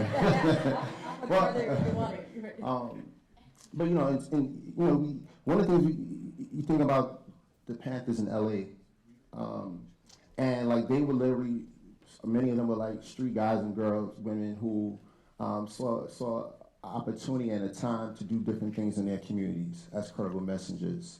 And one of the things we have out of it now are like, it's institutionalized is, the food program in schools. So to sort of think about like the power of the idea and of the people from the community to affect change not only on a local level, but on a national level as well. So I think that's some of the historical context. I mean, outside of Harriet, ironically starts with a black woman. But like, I think that, in the modern era of thinking about the credible messenger, where we have come from, these things were happening in jail cells, right? There were folks inside who didn't have a title, there was no training, there wasn't a cure of violence, there wasn't there weren't these things inside of prison, but they were definitely credible messengers. In fact, I mentioned a podcast, and I get to speak with folks whom I know, some I don't know that well, but many of them speak about, well, there was that woman or there was that guy who had said this thing to them while they were inside and showed them a different sort of experience and then exposed them to this sort of thing to look into. Like, these things were happening before there was money put to it, before there was titles put to it. And thankfully, the folks who are in those spaces, in those cells, who are now able to sort of now get funding for it now and implement programs in their own sort of like experiential ways. I think about a person who works, I think, with one of the Neon programs in Harlem. Miss Thomas Porter, I know Miss A-Rocks.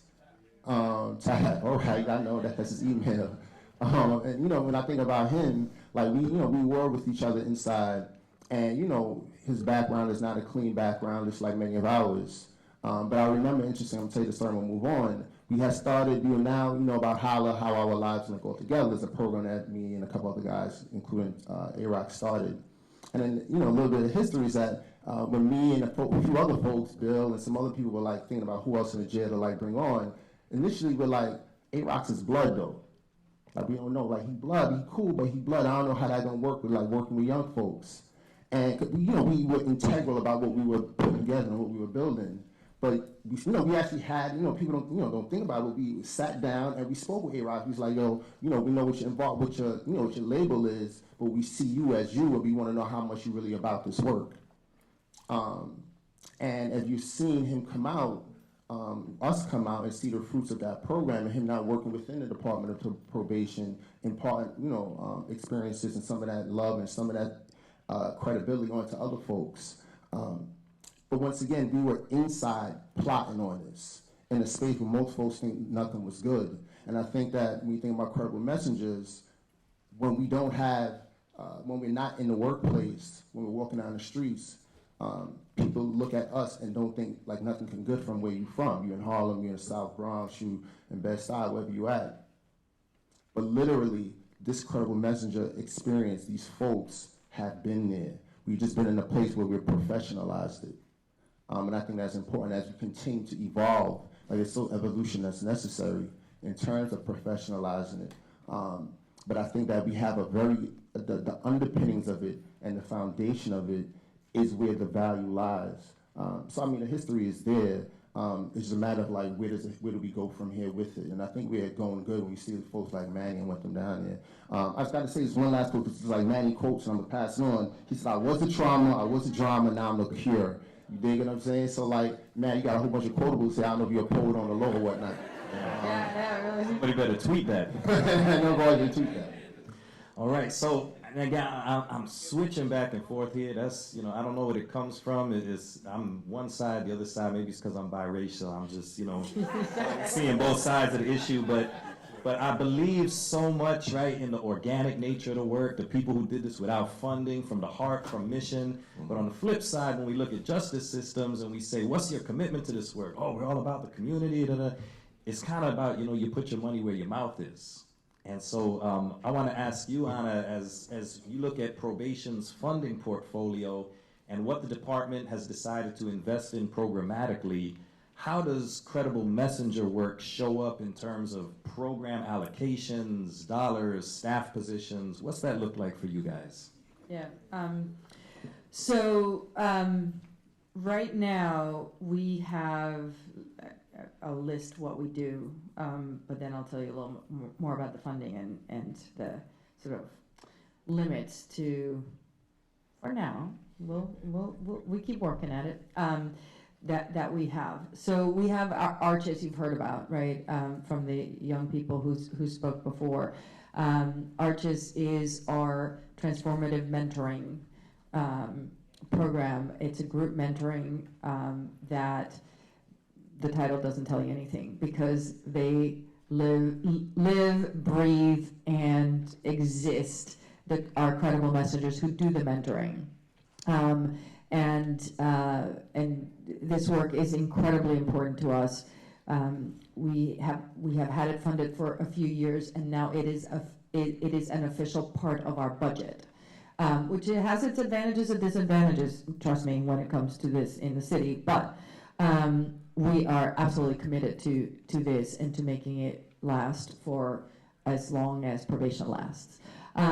There's been an adaptation of Arches into the Mayor's Action Plan for Neighborhood Safety called Next Steps, which is in the 15 NYCHA developments where this initiative is operating.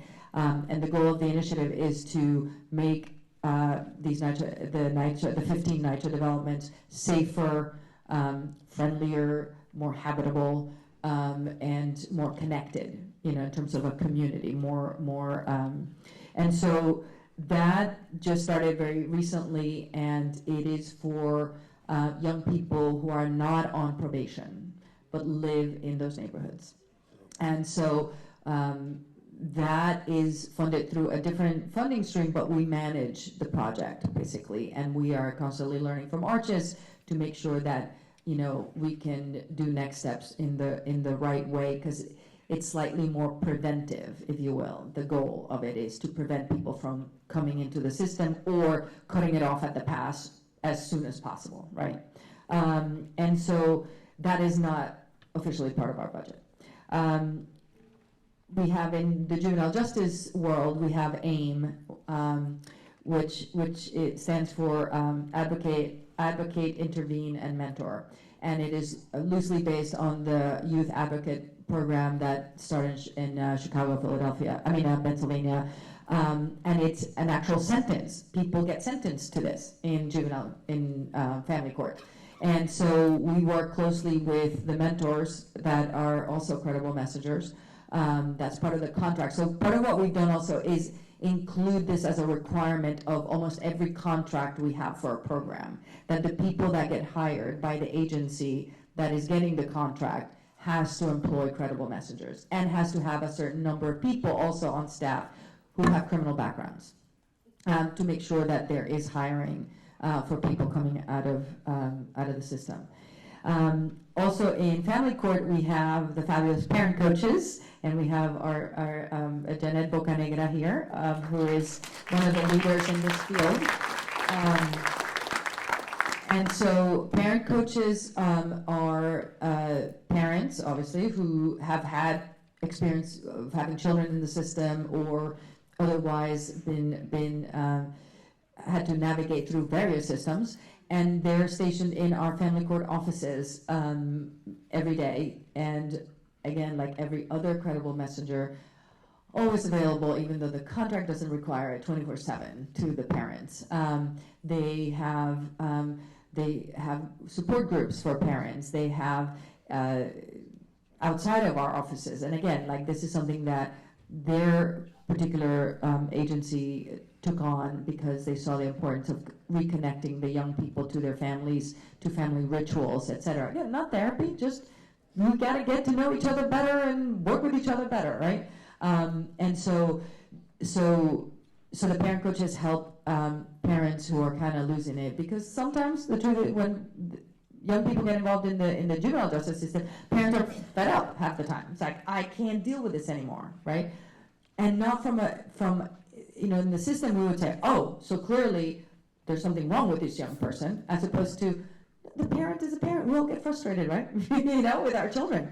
And there shouldn't be, repercussions where your liberty is taken away because you have a parenting issue as opposed to a public safety issue, right, with the young person.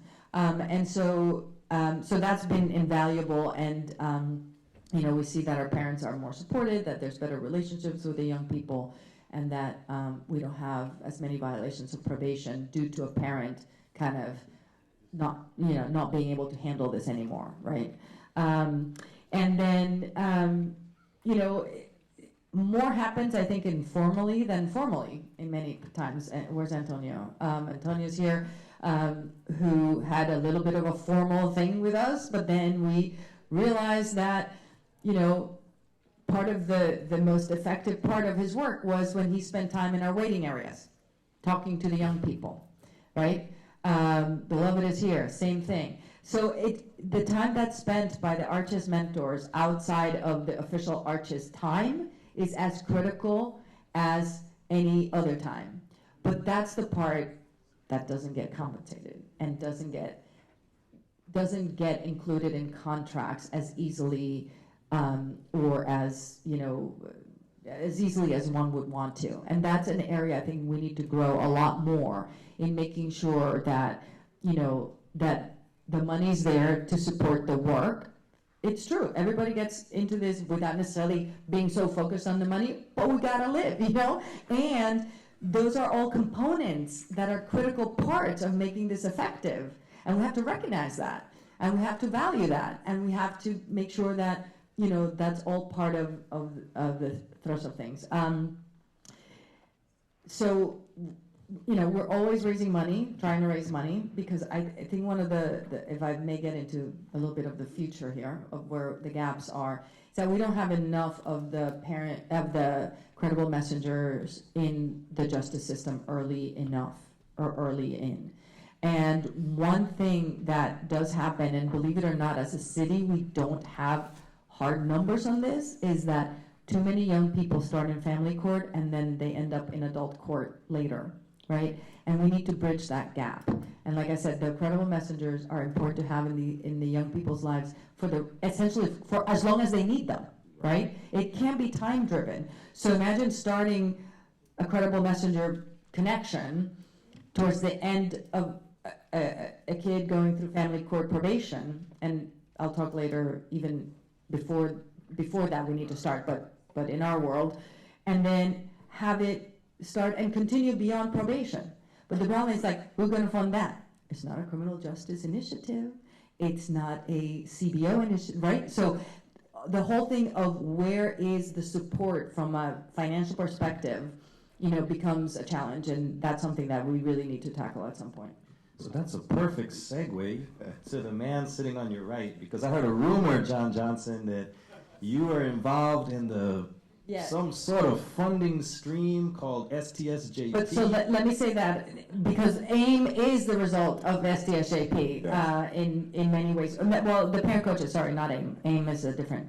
But parent coaches are, and other credible messengers initiatives we have. So STSJP has been a tremendous source of support for us. And so I want to ask Mr. Johnson over here, as we grapple, and we're thinking future again a little bit, but as we're thinking about raise the age, and everything is changing, and there's going to be more young adults in the justice system, and we're trying to keep them out of detention and trying to keep them out of placement. How is OCFS thinking about community reinvestment in the most impacted neighborhoods, and what does that look like in the context of STSJP?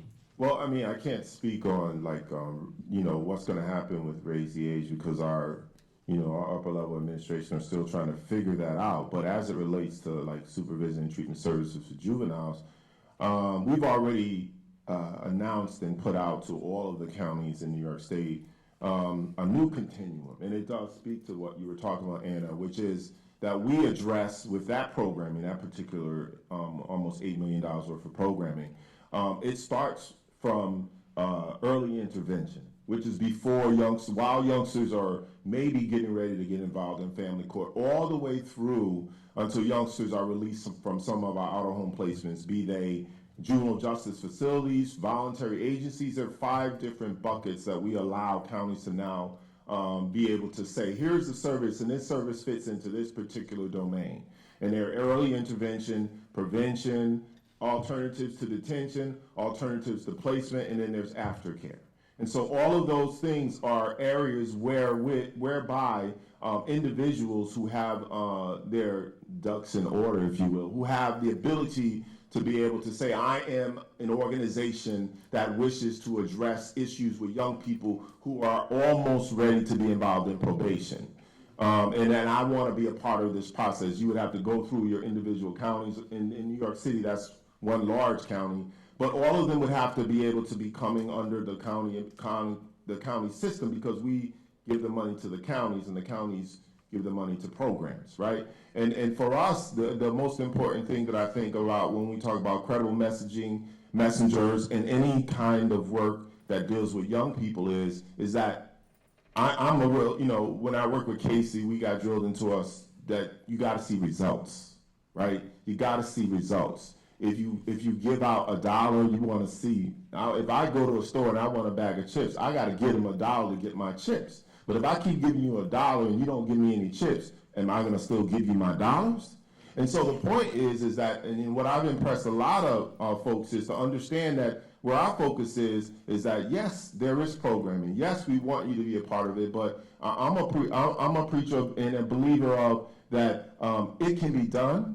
Right? It can be, we can change the trajectory of young people if they are connected to the right folks. And so, we're mindful of that, Ruben, and I'm efforting, and there are a lot of other individuals within our various agencies who are I would like to say this is a great opportunity. This is a great nexus. This is a great time to understand where systems are going, right? So before there was evidence-based programming and folks got involved in that, we're turning now, right? We're looking more towards these communities that young people come from. And so everybody needs to be in a place where they can avail themselves of this funding so that they can do that work. But we are very mindful of this, and I like what Anna said around the continuum doesn't start on the end where young people are real older, because those older young people probably started in the system when they were real young. Right? And so we want to start to address issues when they're real young. And now, what kind of credible messengers do we need for those young people? So we're imagining, right, even this potential community reinvestment strategy. If we're thinking about right now, both city and state are paying over $1,000 a day to keep a young person in a cage. And you think about, what if we put $1,000 back into the community, right? What would happen with that?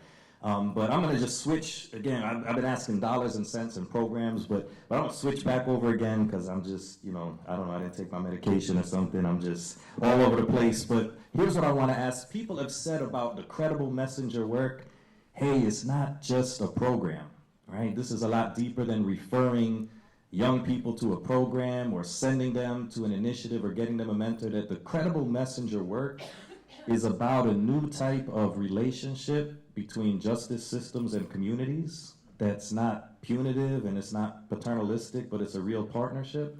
And so I want to ask each of you, from your vantage point, what does it look like and what does it mean for justice systems and communities to actually be in an authentic, healthy partnership? Is that even possible, and what does it look like when it is happening? It looks like communities in the city that already have it, right? I mean, I think what we're talking about is people in certain communities, like this investment happens in certain communities in this country already. And you can think about where those countries, they may seem like a different country, where those communities are. It looks like literally investing in the humanity of people in these communities. I gave a talk the other day, a TED talk the other day, and I speak about like literally investing in the humanity of people. And that's literally, that's what it is. We're investing in the ability and potential and the capacity of people in their own communities, like, to empower themselves. I don't think that's like some sort of, I don't think that's a new idea. I think it's a new idea for the communities that we're speaking about, right? But I don't think that's a new idea. I'm gonna kind of like give like a shout out, but also, yesterday, hip hop icon, Prodigy from Mobb Deep died.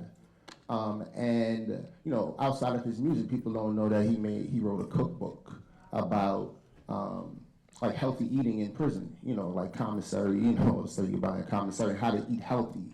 And the reason I'm sort of like inserting him and that into the conversation and into the credible messenger conversation, because like with that experience, from somebody who had health issues, he had sickle cell, suffered with it badly, his life, he had to figure out like how to sort of like readjust his health, readjust his diet, and sort of like invest differently in himself.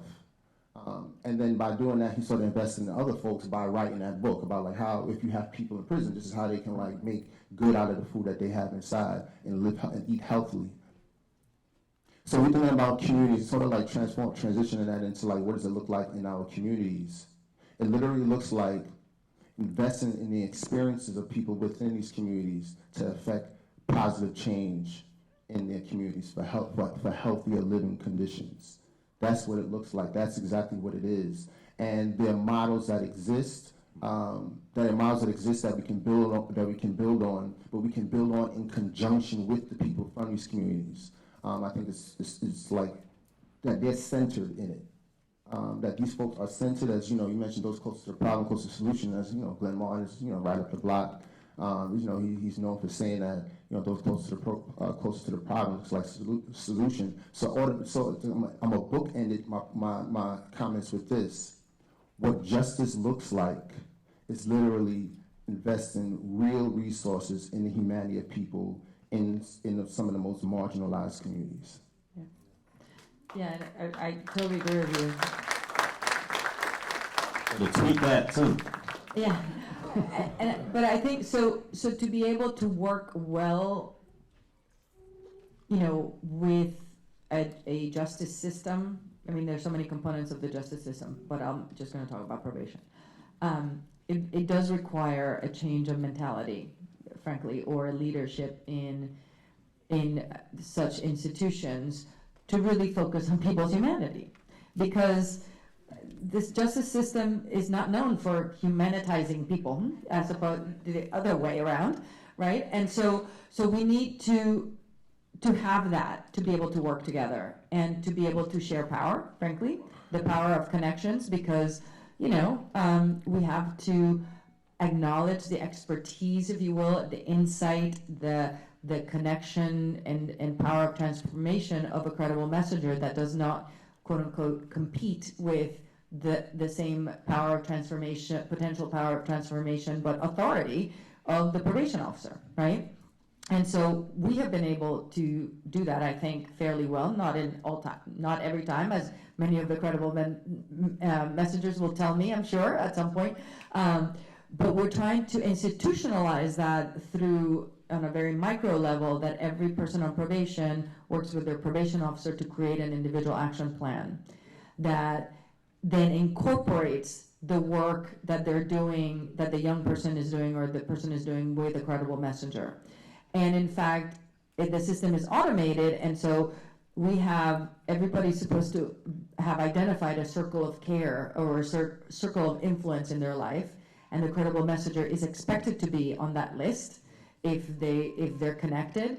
And then there's tasks and action steps that can be assigned to the credible messenger and to the young person on probation and to the probation officer, because they're all part of the circle of influence. So it's recognizing this existence within a community. That community is very broad, and that has to be used intentionally as part of this. So it allows then the, sort of checks and balances of then a supervisor saying, well, how come, Makiba's not on the list of your circle of influence and she's been working with so-and-so for a long time, right? And so those are the kinds of things that we're trying to do at the very on the ground level to be able to, make this work as a partnership. And then, of course, the center is the other amazing thing, because we have to create our own evidence. There's all evidence-based practices. Don't get me started on that. So, and we do. We have a theory behind the practice. It's not like people show up and say, oh, just because I've been in the system, I can be, a credible messenger, right? We have a theory behind the practice. We have a way we do it. We have, rituals and practices and all that make a difference. And so I think it's really important to have this three-pronged piece of a, practitioner in the system, a system player, and an intellectual and academic institution. And so we really, really are looking forward to working this and really expanding, both the evidence that we'll gather, the practice that we'll see across the country and not just in New York. So I'll stop there. I was, Anna kind of stole my thunder.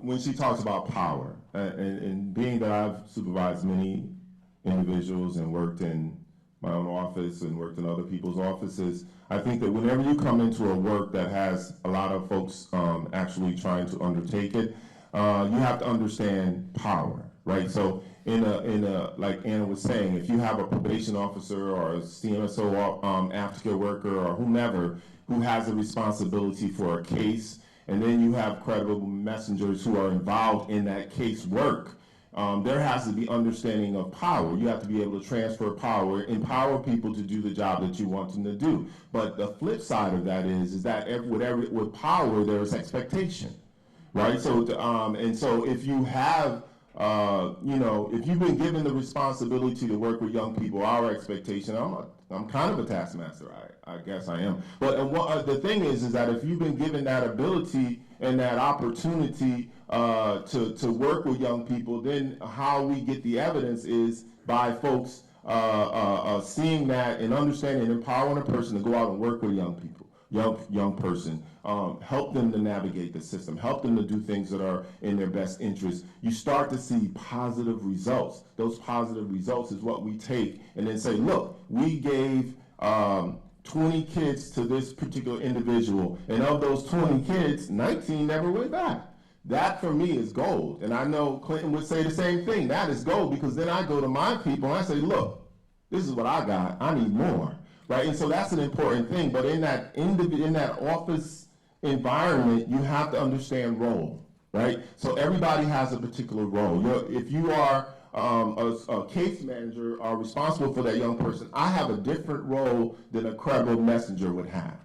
I need to walk in my office and they need to walk in their office. And how do you get that person to walk in that office is like you said, the training is important to understand the system, because whenever I think about credible messenger, I often think people think about it as I am credible to the young person, right? I have authenticity. That person knows where I came from. When I cry about some issue that I'm dealing with that has to do at home, that person, you can look in their eyes and say, that person understands what I'm going through right now, right? And then you can move past that point. I'm also thinking about credible messenger as credibility to the system, because the system is alive. It is an organism. I don't know if folks understand that. It has been around for a long time. There are requirements, there are policies, there are standards. And so the credible messenger needs to understand, their credibility is important, both going up and going down. Right? And so that's the one thing that I would talk about. When I had a young person in my office who did this work for me, we didn't call it credible messenger, who did this work, I was mindful to help that person understand how the system worked, right? What are the terminologies, right? How do you act in a family court setting? How do you act in a governmental setting? All those things are important, because once she got wind of that, understood that, then I would be like in meetings and I would just be quiet and she's going forth, right? And it was wonderful to see, but you have to give people the tools in order to do the job that they need to do. All right. Actually, can I say something in terms of healthy collaboration also, is that, as John said, so there has to be an understanding of, and power sharing from the system to the credible messenger and back, right? And the credible messenger, what makes it so powerful too is that, the way we've been working with the credible messengers is that they also understand the system enough that they can help the young person, process it, but also respect our boundaries and our limits, right? And that has to go both ways. But the other piece is that we have to be responsible for each other in the sense of, and this center certainly does that, the Transformative Mentoring Institute as well, is that, as Dr. Wyatt said, that healing goes both ways, right? And we have to take care of each other. We have to pay attention to the professional development of our credible messengers, that we have to invest in them and their development as much as we're asking them to invest in our young people's development. So. Again, a funding challenge. No, it's true. It is. Look, I wish I had all the money in the world to do it, but that is a difficult thing for, to have funded in a consistent way. All right. So I want to thank our panel for this wonderful conversation. Hopefully we've set the stage for what credible messenger work is all about.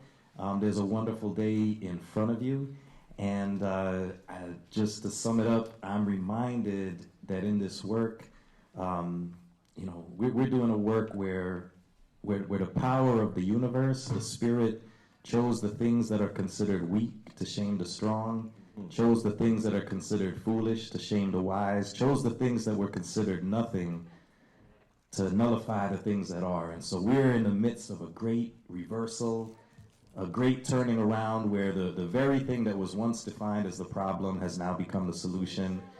It's our job to figure that out together. So thank you. God bless you for being here, and we look forward to a wonderful rest of the day.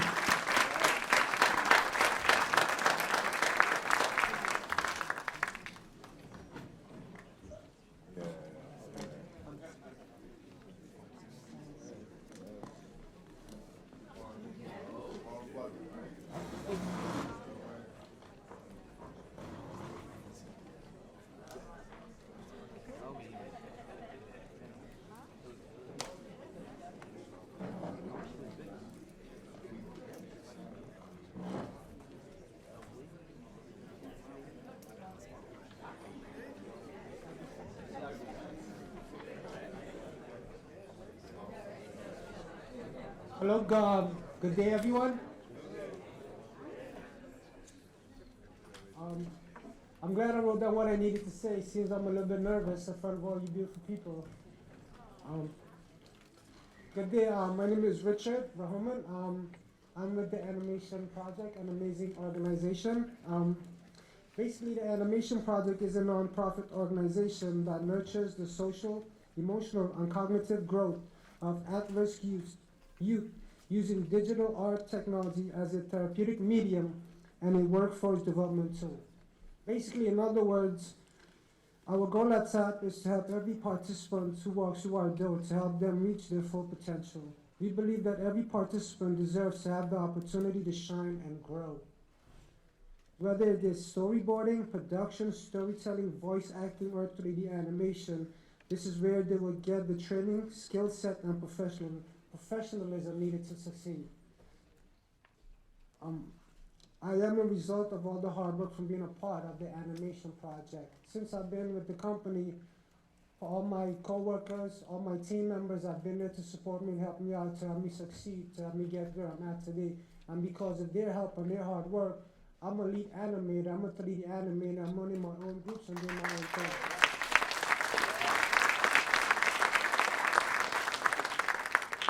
Right about now, I love my company and what we do, and we're hoping to get as much participants in our door and help them reach their full potential, just like how I reach mine. Thank you.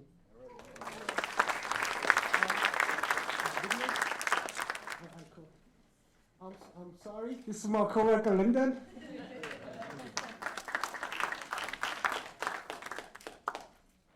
Hello, everyone.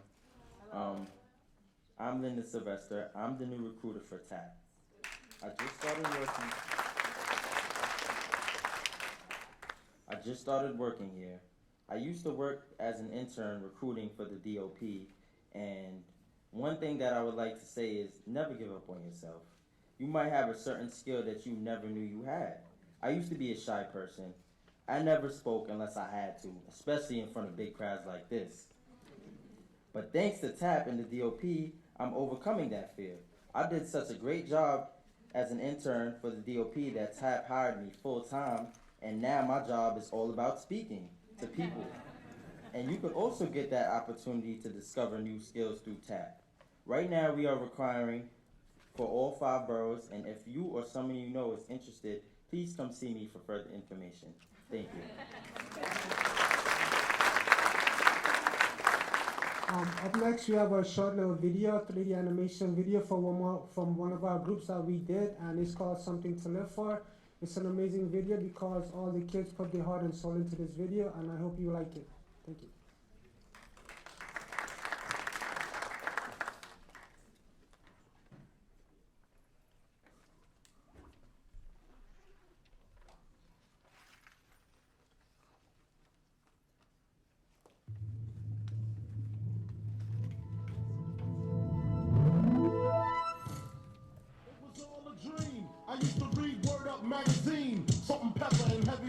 Look, Ashley, why is the principal calling me again for the same issues? I don't know. I guess you don't like me? Ash, you think this is a joke? Mom, I don't care. All right, I'm tired of this. Just wait until your father gets home.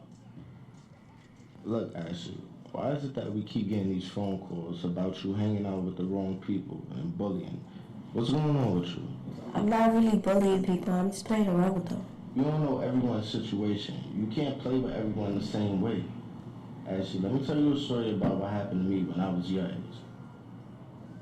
It all started when I was in high school, feel me? My mom and I immigrated from Haiti a few years earlier. My father, he was never in my life. It was just my mom taking care of me. We tried to adjust to the American lifestyle, but she couldn't make ends meet. And all the pressure of trying to take care of a child on her own in a new country, well, she started using drugs to mask her pain. So basically, I took care of myself. Whoa, how do you cook? You want me to invite you some sneakers, bro? I can smell you from down the hallway. Take a shower, bro. You know, that day, I was laughed at, jumped, and bullied, all because of my sneakers. And on top of that, it was my birthday. I know, that's crazy, right? After all the trouble I went through that day, I thought I would come home to a birthday cake and gifts from my mom. And you know, like the real family setting, but she wasn't there. She forgot about my birthday. So I went to get a birthday cake for myself, but since I didn't have any money, I tried to steal it. But I got caught and thrown out. What's going on with you, young brother? What's you crying for? There was a lot going on. I got beat up and teased at school. And on top of that, it's my birthday, and my mom forgot about it. I have no one to spend it with. All I was trying to do was give me a cake. Just wait here for a minute. I'll be right back. Here you go. Happy birthday from me to you. What's your name? I'm Bo. My name is Jacob, but you can call me Jay. I don't have any money to repay you. Anytime you need anything, don't hesitate to call. I was once where you are right now, and I can show you how to never go back there. And at that moment, life changed forever for me. After meeting Bo, he kept his word, and I never had to ask for money again, and I never had to eat alone again. Yo, bro, something just came up. I need you to get on that ASAP. Alright, bro, I'm on my way. You know the funny thing about these streets that they don't tell you is that they cold and they never look out for you. So my life changed again that day when I was locked up. I kept on calling Bo because he was the only one in my corner at the time. But when stuff got hard, he failed to show up. In jail, it was like fight after fight every single day. I swear, kid you not. You have to eat, sleep, and shower watching your back. That's how it was for me for 4 years. And then one day I got the worst phone call of my life. I had found out my mom had OD'd off the stuff that I used to sell. And to top it off, the person who sold my mom the drugs is the person who also showed me in the way of life. And at that moment, I realized that life can't end, and it was time for me to start taking it more seriously. Because I didn't want to spend the rest of my life in jail or end up like my mom and dad. I felt like I had to do better myself. After I left the state pen, I found myself at Penn State. I got an education and I graduated. Wow, Dad, I'm shocked you went through all of that. I didn't know that hanging out with the wrong kind of people and bullying have so many effects. Well, now you know. And the point is, think about how you treat people and who you surround yourself with. Think of the consequences that can happen to you. So what's your plan on moving forward? Step one, I guess I gotta think about who I'm hanging out with and how I treat people. Good. I support you all the way. Dad, one more thing. I love you. I love you too.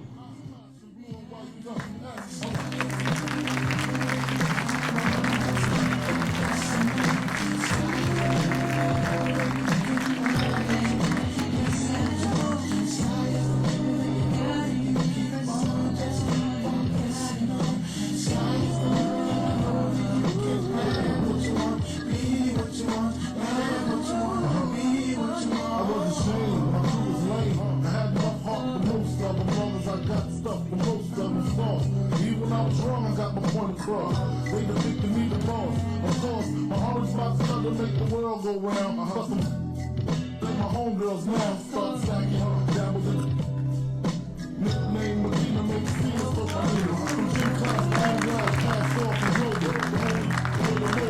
Can't see like Toby. He ain't larger and wasted. Thank you guys. I just wanted to say a few words. Just in case, keep it at the tip of your melon. Clear the space. Your brain was a terrible thing with waste. 88 wrong gates, snatch initial nameplates. Look with real life, beginning. So I don't know if you guys saw the credits about how many kids actually worked on that. It's kind of amazing. So I'm Brian Austin. I founded the animation project. And before I say anything, it would be nothing without guys like this. And there's not any females up here, but we have girls in our groups too. But just to give these guys another round of applause. So they're the reason we show up for work every day. But I just wanted to say just a little bit more about the group. So the way our group works is we show up with computers and a therapist in the room, and we rely on the participants to tell their story, whatever story they want to tell, we'll help them tell it. So everything in that video was created by them, scripted by them, the voiceover was theirs, the music was theirs, they chose. So we give a lot of the participants in our group just a chance to say something that they might not otherwise have a chance to say. And yeah, it's amazing. And then the other thing is that we use professional level software in our group. So this is the same software that made Grand Theft Auto, Toy Story, Shrek, Ice Age. It's the same software I use as a professional animator. So we're not teaching, a kid's version of the program. So that's why one of our tasks is to actually turn these participants into professional animators so they can get work in the field. And I think they can. I know they can. So the other thing is that just to pick up on a little bit of what Lyndon said, so we're gonna have groups in 5 boroughs now that are open to the community. So any participants age 16 to 24 who wanna learn animation, wanna be paid interns, wanna take the path Richard take, come up and see Lyndon. Thank you guys so much. Thank you guys, and have a good day.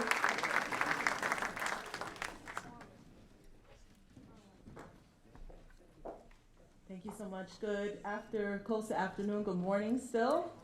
My name is Belinda Ramos. I'm the Director of Training and Technical Assistance for Community Connections for Youth, and I am proud to present to you what we've all been waiting for, which is lunch. So there's a couple things. There's a card there, so if you just have already been thinking about it this whole time, you probably have already made a decision about what you want. So when you go out into the lobby, there's going to be a couple stations there where you can enjoy what's being offered. And so then after this afternoon, we're going to come back right at, what time are we coming back from lunch? 12:30? Yes, so at 12:30 we come back. It's a beautiful day. So it's open outside, so we welcome you to take lunch and to network with folks that are here.